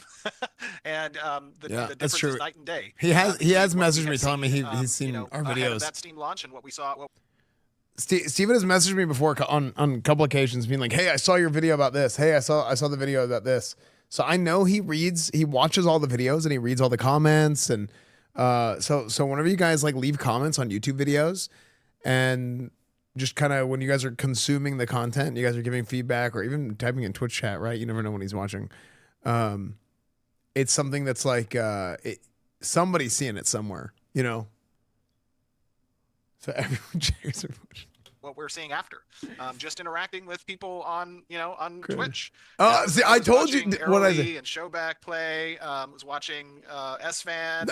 What did I tell you? And some smaller creators that came in, and they're having a great time. And I think I think that they understand the vision, that they see the vision, and a lot of the conjecture out there. He does read what you guys say. Reddit or in the MMORPG community isn't always fond, of us due to the time that it's taken to create this game and the style that we're doing it in. But those of the people who come and they spend a little bit of time understanding what we're trying to create, I think get excited pretty easily, and that I think speaks to the appeal of the product that we're creating. And obviously the passion that goes behind creating it. So, it's been revitalizing for us as a team as well to jump in and play with an audience that's fresh. Not because we don't want to play with our audience that has been with us for the last year, but because it reminds us of some of the perspectives that perhaps we lost touch with over a year of being so close to, what we're making and pushing every day. That's true. That is something that actually sometimes happens. About a person who knows nothing and who hasn't scoured every morsel that the wiki has to offer about this game and the systems that we're trying to create, right? That gives a very unique inside of the box perspective. And now we get people. That's something else that I've talked about that constantly. It's important to kind of look at it from every angle, because a lot of times I'll ask a question or I'll do something and people will be like, well, all this information is available on the wiki. And I'm like, yeah, but I'm new and I don't know that, right? So I'm giving the perspective of somebody who's your average player who doesn't have everything looked up. There's a lot of people like that, People who, off the side of the Steam road jumps in, is like, oh, cool, what is this? I'm like, oh shit, this feels old school. I have XP debt? That's crazy. I haven't experienced that since 2003. I was like, okay, cool. Let's talk about that. I think that's awesome. And I think obviously that is the objective of why we went to Steam. And I think we're seeing the fruits of that. All right, and with that, we are going to wrap up our Q&A and wrap up our update here. But I do want to end on a little bit of a note here. If everyone wouldn't mind sharing kind of one of the player interactions that you've had throughout the last couple of weeks, or it could be throughout all of Alpha 2 so far. I'll start by sharing that. The other day, I was killing some creatures, and I saw this person struggling, so I gave him a couple heals so that he could survive, and I helped him kill the creature. And then he like sat down and got his mana back up, or stamina back up, and I went off and was killing stuff. And later down the line, this was like a whole other area. And then he asked me if I'm a girl IRL. IRL. Struggling, I was running away from a creature that was murdering me because I pulled 2. Oh, wait, that's cool. He came and helped me, and I was like, that was just such a cool moment to like have that. And that I is tried to cool, put them in a actually. group, and they're like, I don't want to be in a group. I just saw you needed help, and earlier you healed me, and I just wanted to give back, and I thought that was really sweet. I had a similar experience, except I was on a GM client, and I was like, banning. I was pwning the gold sellers, and I saw a person run by me, and they had a bear chasing them, and the bear stood up, and I was like, oh shit, this guy's gonna die. And I was on my cleric, but I was in no clip mode, so they couldn't see me, like I was invisible. And out of nowhere, I was just like, boom, little heal, heals are coming out left and right. And this guy's probably sitting there thinking to himself, he didn't say anything. He must. I don't even know if he noticed it, but I saved his life, didn't say a word. Wait, that's so funny, actually. He had no idea what happened there, but he's living at least. And he Wait, didn't that's die. amazing. That bear. I like doing that from time to time, just sending out invisible heals to people that I see. Dude, having that's problems. so funny. I was doing Asmund was playing, and when he was fighting that rock monster, I was sending him a few heals as well. That's like, so and then he was funny. just like, "Damn, I'm strong." I'm like, "Yeah, you're real strong." Exposed. Asmund exposed. Healing. Oh no. My favorite one was That's hanging out so in funny. in the harbor, helping some folks through some of the caravan tutorial, and started talking about crates and just talking in like say that's chat funny. so everybody can see it. And then a couple of people stop by and keep adding more information. We're just trying to educate a new player on like what the systems are and Forgot why that mules are people paid to be on the valuable and how positivity crates squad. work. Shut And then up, everybody ends Daniel. up chipping in, and You're such a loser. Dude, just because somebody's being honest and like is a normal person is like, just shut up, dude. People like you're so stupid. I would love to get paid by Asher Creation, but they're like out of money, so they're not sponsoring. I'd be shocked if they were sponsoring anybody. At like 50 silver, he's a little I say short, out of money. Help him figure out how to I'm run joking. some crates. I And then have I no log back idea. in like the next day, and I see the same guy just ripping his mule back and forth. I log in the next day, and like, this dude's got to be rich by now. He's got to be balling. But it was cool to be able to see like, and to see the community react just in real time around helping new people try and figure out what's going on and onboarding people into the game and helping them understand how to make money and the rest of it. So I thought that was really cool. Love it. That's cool. Hector, Bill, or Linkbird, you got any good stories? I don't You're have just any tired. specific. It's just like has been said, the drive-by healing, the if you see somebody running, the ability to just kind of help them out on the way. The other thing that I really enjoy is like when you're, carrying those crates across the world and you run into somebody else who's carrying a crate, and it feels like, oh. Dude, I was so mad about instant that camaraderie. freaking crate griefing last night. That you can take people's crates without getting PvP flagged. I think it's My so favorite dumb. actually, Bill, is sometimes when I see a person, like I'll be in some of the POIs and stuff, and I'll see somebody tag a mob, and then the mob's too much for them to handle, but they really wanted to get the tag, and the other people, instead of helping them, will actually just let them die. And that feels terrible. I feel really bad about that. And then I'm watching, if it's a streamer or something, and I'm watching, I'm like, why isn't this guy helping me? Why aren't they helping me? I was like, because they want to take your shit. They want you to die. Oh no. That's pretty funny. So I guess I have a small one. Me and my buddy we were camping minotaurs up by Urson, and his son logged on. So he's like, "I'll be right back. I'm just gonna go run down and kind of help get him oriented to where he's at, and I'll be right back." So I was just out in this area by myself, and he was on his way back to me when two guys like kind of cornered me and jumped me, and he was a priest, and they didn't know. Most people don't have 10 hours a day to grind mobs. He was in my party. Yeah, neither do I. So they got me really low, and all of a sudden my health just jumped. 5 characters with 7. And then he time out. I just want to say this. I don't want to cut off his story. You say you have 5 characters with 7 and 12. You've gotten to play way more than I do. Yeah. I mean, the fact that disregard everyone else's opinion shows dude, I was literally talking. Okay, shut up. You're an idiot. Either watch the shit or don't watch the shit, because you obviously don't watch. Oriented to where he's at, and I'll be right Insane. back. So I was just out in this area by myself, and he was on his way back to me when two guys like kind of cornered me and jumped me, and he was a priest, and they didn't know because there was just no way that they could know that he was in my party and coming back to me. So they got me really low, and all of a sudden my health just jumped back up.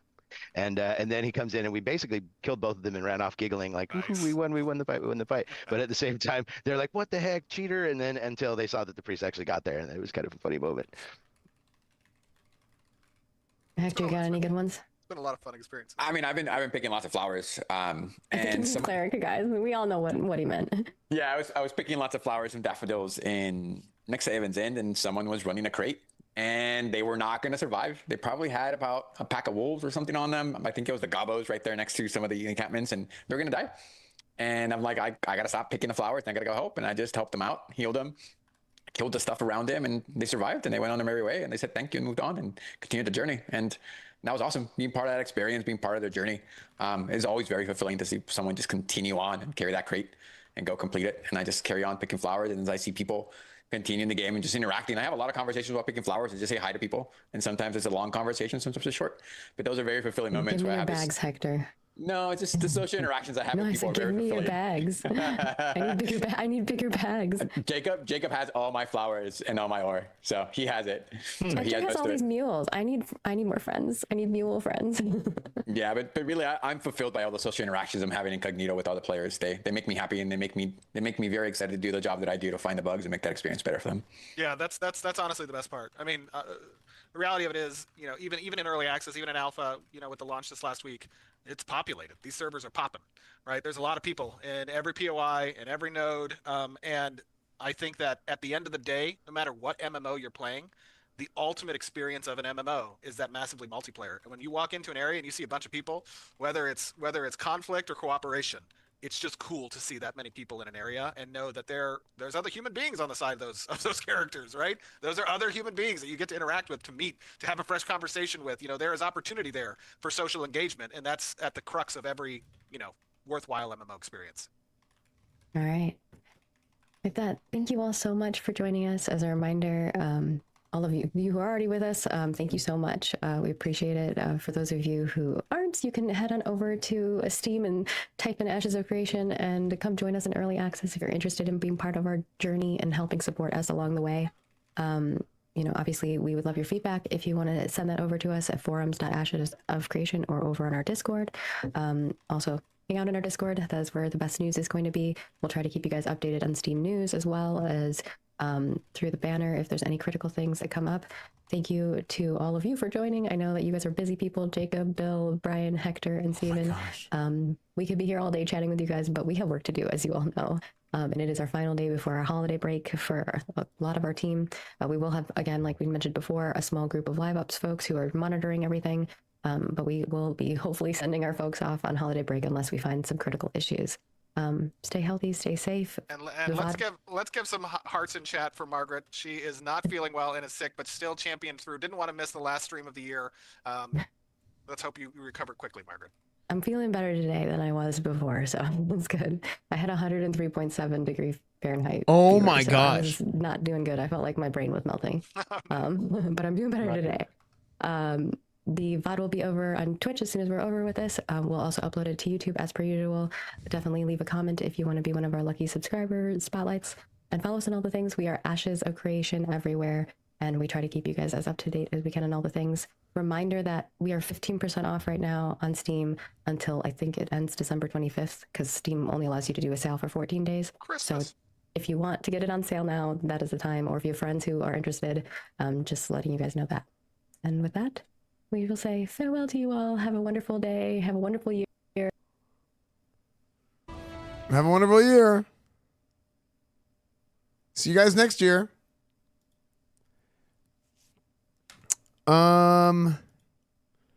Did we get everything? It like ended insta. So I want to see if we got all of that in.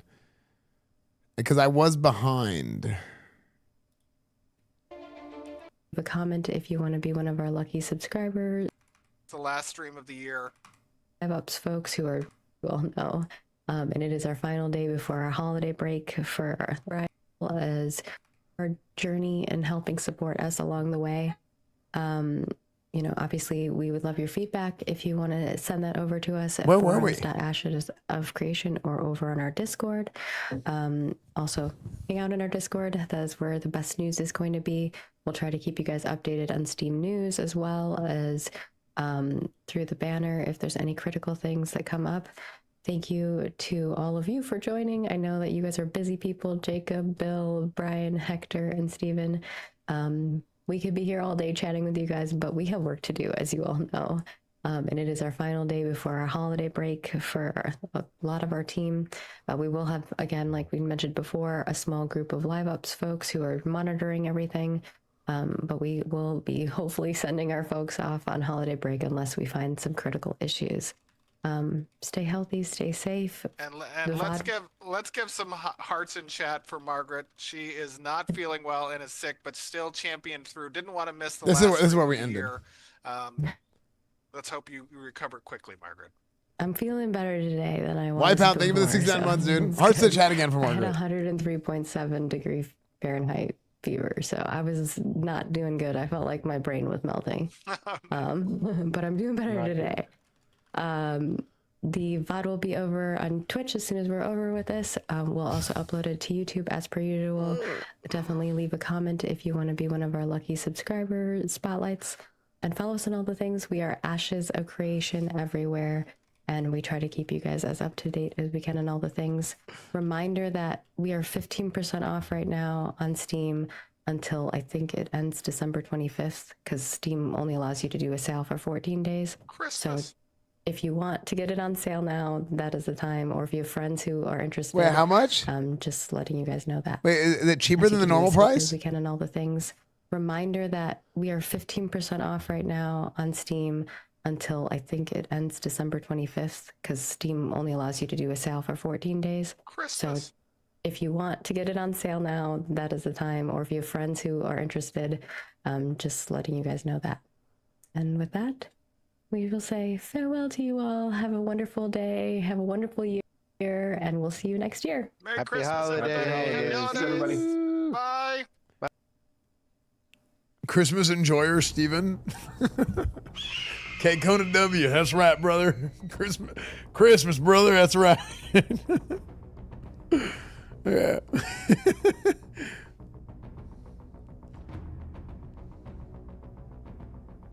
Dude, I think this armor looks sick.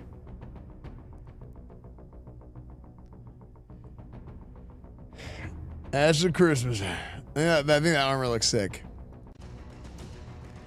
I think that's a pretty good dev update. I mean, there's definitely like things that like I really want them to fix. I mean, dude, I'm really unhappy with the current state of PvP in Ashes. I think I really think I'm hitting a point in Ashes of Creation that I'm like, man, and this is how I am with every game. If I don't have like some kind of PvP like sport to it, right? I need like sport.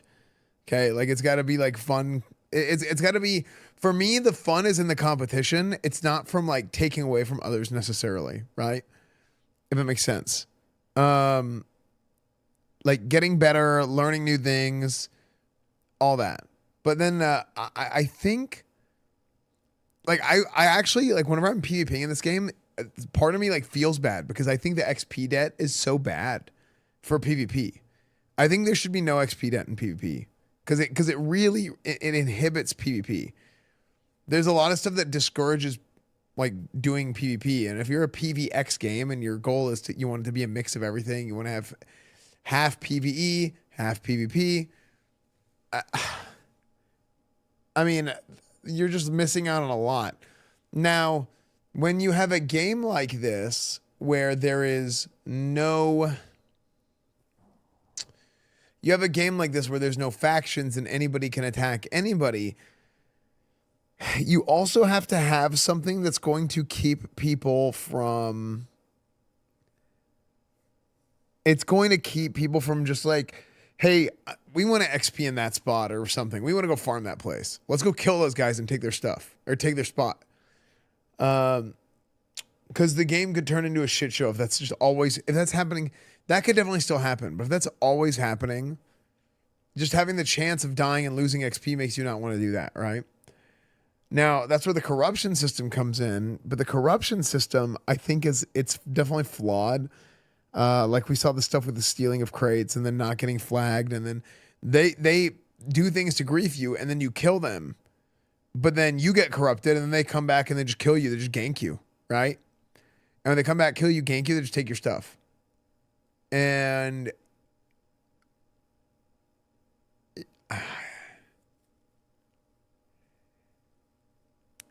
yeah, I feel like Is the problem the design of the card system or the bugs with the system? I genuinely mean this. I don't know. I actually don't know, because there's too many different things. There's too many different factors, and there's too many different things in the game that these factors play different, make different impacts in the different things in the game. For example, like the way the corruption system and the PvP systems have worked now for like a factionless game helps to prevent people just killing people to take their grinding spots as much while you're leveling, right? That kind of like, griefing people out of a spot. It helps to prevent that, it seems. Whereas it does things that are, the goal of the system is to be pro PvP, anti-griefing. But because it's so hands-on and doing like things that are, and doing things that are so high impact, sometimes it feels like it's pro grief, anti PvP. And we experienced that last night with, we put our crates down because our mount died. So now we have to wait, and our crate's sitting there, and somebody just walks up and just grabs your crate and they just walk off with it. Like, remembering and saying it out loud is like very funny, because I feel like if somebody comes up to pick up your crate, then they should get PvP flagged, because what was happening is they would pick up the crate, they'd run off with it, we'd kill them, they wouldn't fight back when we killed them, and then we would get corrupted, and then they would just come back, they're 10 levels higher than us, they kill us, and then you lose your loot. Like they'll just taking like a level 10's helmet off of them for no reason, right? So it's funny now, not funny. Well, it's funny because it's like, it just sounds so absurd when you say it out loud, right? And I just think the game has there's so many different things to do in this game. There's a lot to do in this game, and there's nothing to do in this game at the same time, if that makes sense. Because you have this like blank canvas of, hey, these are like all these things going on. It means it makes the types of things that you can do very like, it's like a wide scope, it's a very wide scope. Whereas, you're doing the caravan runs, group XP, this and that. And because you're trying to make one system that fixes everything for each one of these other things, right? That applies to everything. It makes it very, very difficult, and it might cause like a major problem if it's not like ironclad, airtight, perfect system. Yeah, that's kind of how I feel about the corruption system PvP right now. So for me, being like a PvP guy and like just kind of even like I like arenas, like arena PvP in Burning Crusade. Is that to me, that's the peak that's the most enjoyment I ever have playing WoW, is Burning Crusade arenas in PvP. Well, hold on, I take it back. Vanilla World PvP is really nice as well. Like good small man world PvP. Actually, that's the most fun. Small man world PvP in vanilla is the most fun. Burning Crusade arenas is the most rewarding. And large scale PvP in vanilla, a little bit of large scale PvP is cool. A lot of it is just like your brain starts hurting because you're like, oh my gosh, I just can't, we just got to go, right? Like we got to get over this. But yeah. Don't you think Dialog was a bit better than WoW Open World? I think it was just different, actually.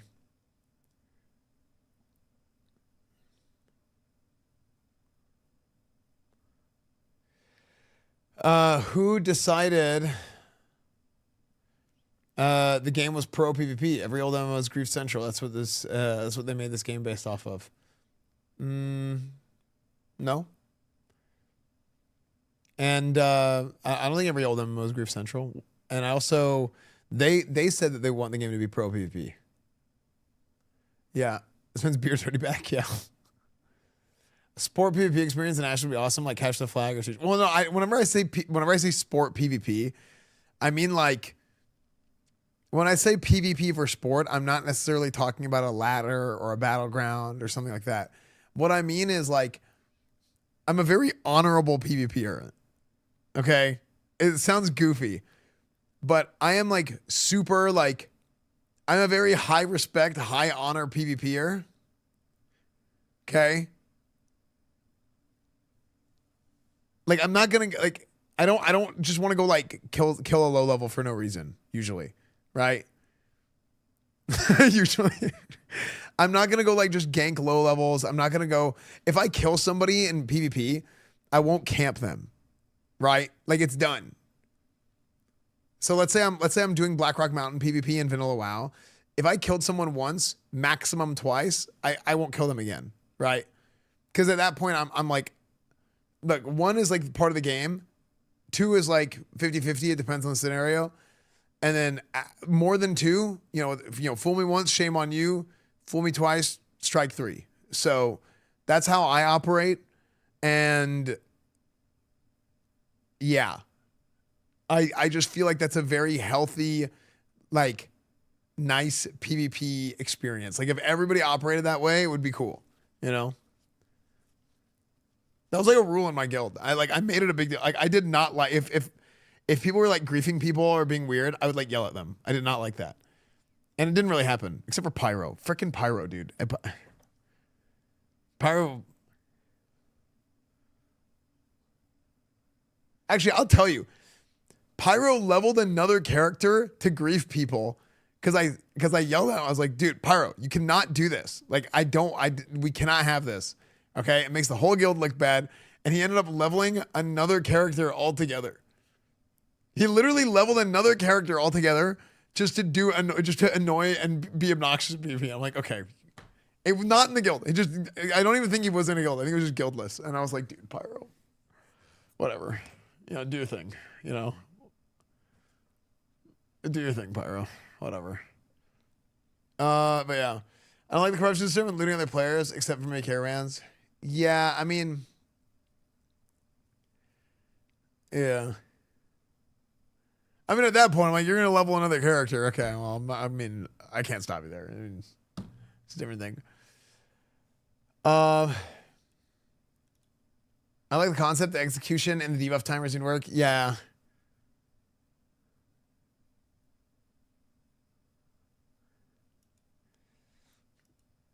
I don't know if that was... I didn't know about that at all. That's crazy. That's crazy. You missed when he got banned. Oh, no, I remember him getting banned. You're right. No, I do remember that.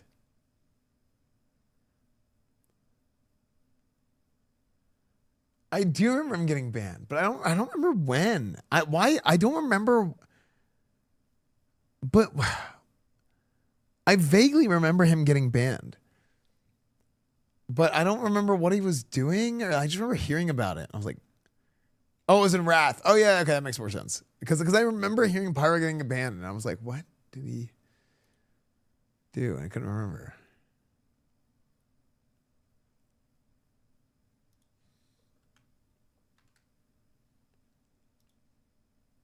This game is perfect, that's fan. No, I think the game definitely needs work. If it was perfect, it would be out right now, but it's not. It needs a lot of work. But yeah. No, I think overall it was a pretty decent dev update. It kind of covered a lot of things and just kind of how they feel about stuff so far. It was mostly like, I would say, kind of like a feel-good dev update where, it's kind of like a, hey, interface with the community, answer some questions, a little bit of a morale boost, kind of see how the community feels about things. Stuff like this is good to do. Stuff like this is really good to do, I think, for a game and its community because it kind of helps to bring people together. And also it's like one of the things that these things do sometimes, these updates do, sometimes they make people that are happy with the current state of things or happy with the direction of things happier. And then it makes people that are not that are not happy with the current state of things more unhappy, if that makes sense. I think it was a good dev talk, but I think it's really hard to do something to appease both camps of people. And the best thing you can do is sometimes you just got to be honest, right? And people are just going to say some shit no matter what, no matter anything that happens, no matter what is said. People are always going to say some crap. And they're going to make up some claims. So it's like, what are you going to do? You know? But overall, yeah, I think it was a pretty good dev update. I really, really hope they address some of the systems. One of the big things they talked about was, okay, well, they want to focus on that new player experience and like the tourists and stuff. And it's refreshing for them to see feedback from people who haven't been entrenched in the game for the last 1 or 2 years since like Alpha 1, Alpha 0, whatever, just constantly playing the game, even on the dev team, right? The analogy I want to give here is, so have you guys ever like gained or lost weight? If you ever have gained or lost weight, you don't notice when you're gaining or losing weight. It just doesn't, like, usually you don't notice in real time. You will look in the mirror, 4 or 5 months later, and you're like, I don't really notice anything. Or no, 4 or 5 months later, sorry. That's whenever you notice. But on a day-to-day basis, you'll look in the mirror every day and you're like, I don't notice anything. But then you look at a picture of yourself 4 to 5 months later, and you're like, oh, wait, I did lose weight. Oh, I did gain weight. But you don't really notice on a day-to-day, right? Yeah. So I think it's one of those things where you're playing a game constantly and you don't really, certain things just become so second nature. You get so used to some of these little details. You get used to some things that are maybe not good and you've just kind of gotten used to it over time. But then a new player might be either a friction point or worse, a pain point, and then it keeps them from getting more and more into the game. So, yeah. I hate Twitch ads for 5 minutes straight and half of them are the same. Well, there's no more than 3 minutes of ads playing at a time maximum on any stream. But yeah, it does kind of suck there's ads playing, but you can also watch on Kick and YouTube where I'm also live. Yeah. Oh wait, you didn't hear what I said because you're in ads. Yeah, ads suck, man. Yeah.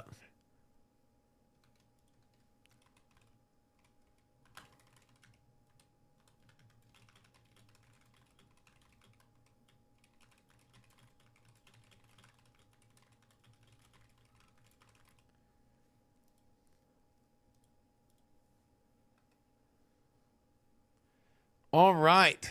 On that note, this might get cut down, made into a YouTube video. So if it does, thank you guys for watching. I know there was a lot of me listening and making comments here and there. I was also getting ready for some Burning Crusade PTR stuff on the side, listening and making comments. But like I said, I think it was pretty good. I just kind of gave that. I just already explained that. So anyways, thank you guys for watching, and I'll see you guys next time. YouTube, Instagram, Discord, Reddit, Twitch, Kick, TikTok, Twitter. Join the Twitter community as well. Everything is EsfandTV. Come be a part. Leave a comment. Like the video. And welcome. Ready, break. Cool. So, if you're watching the YouTube stream,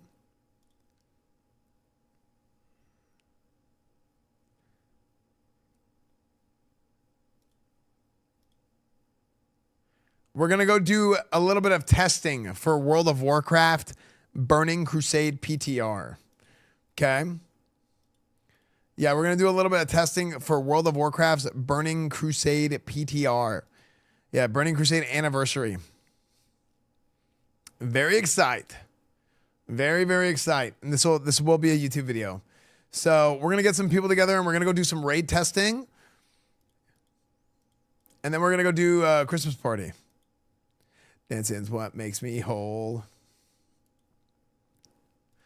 But you guys should get automatically redirected to the Burning Crusade VOD.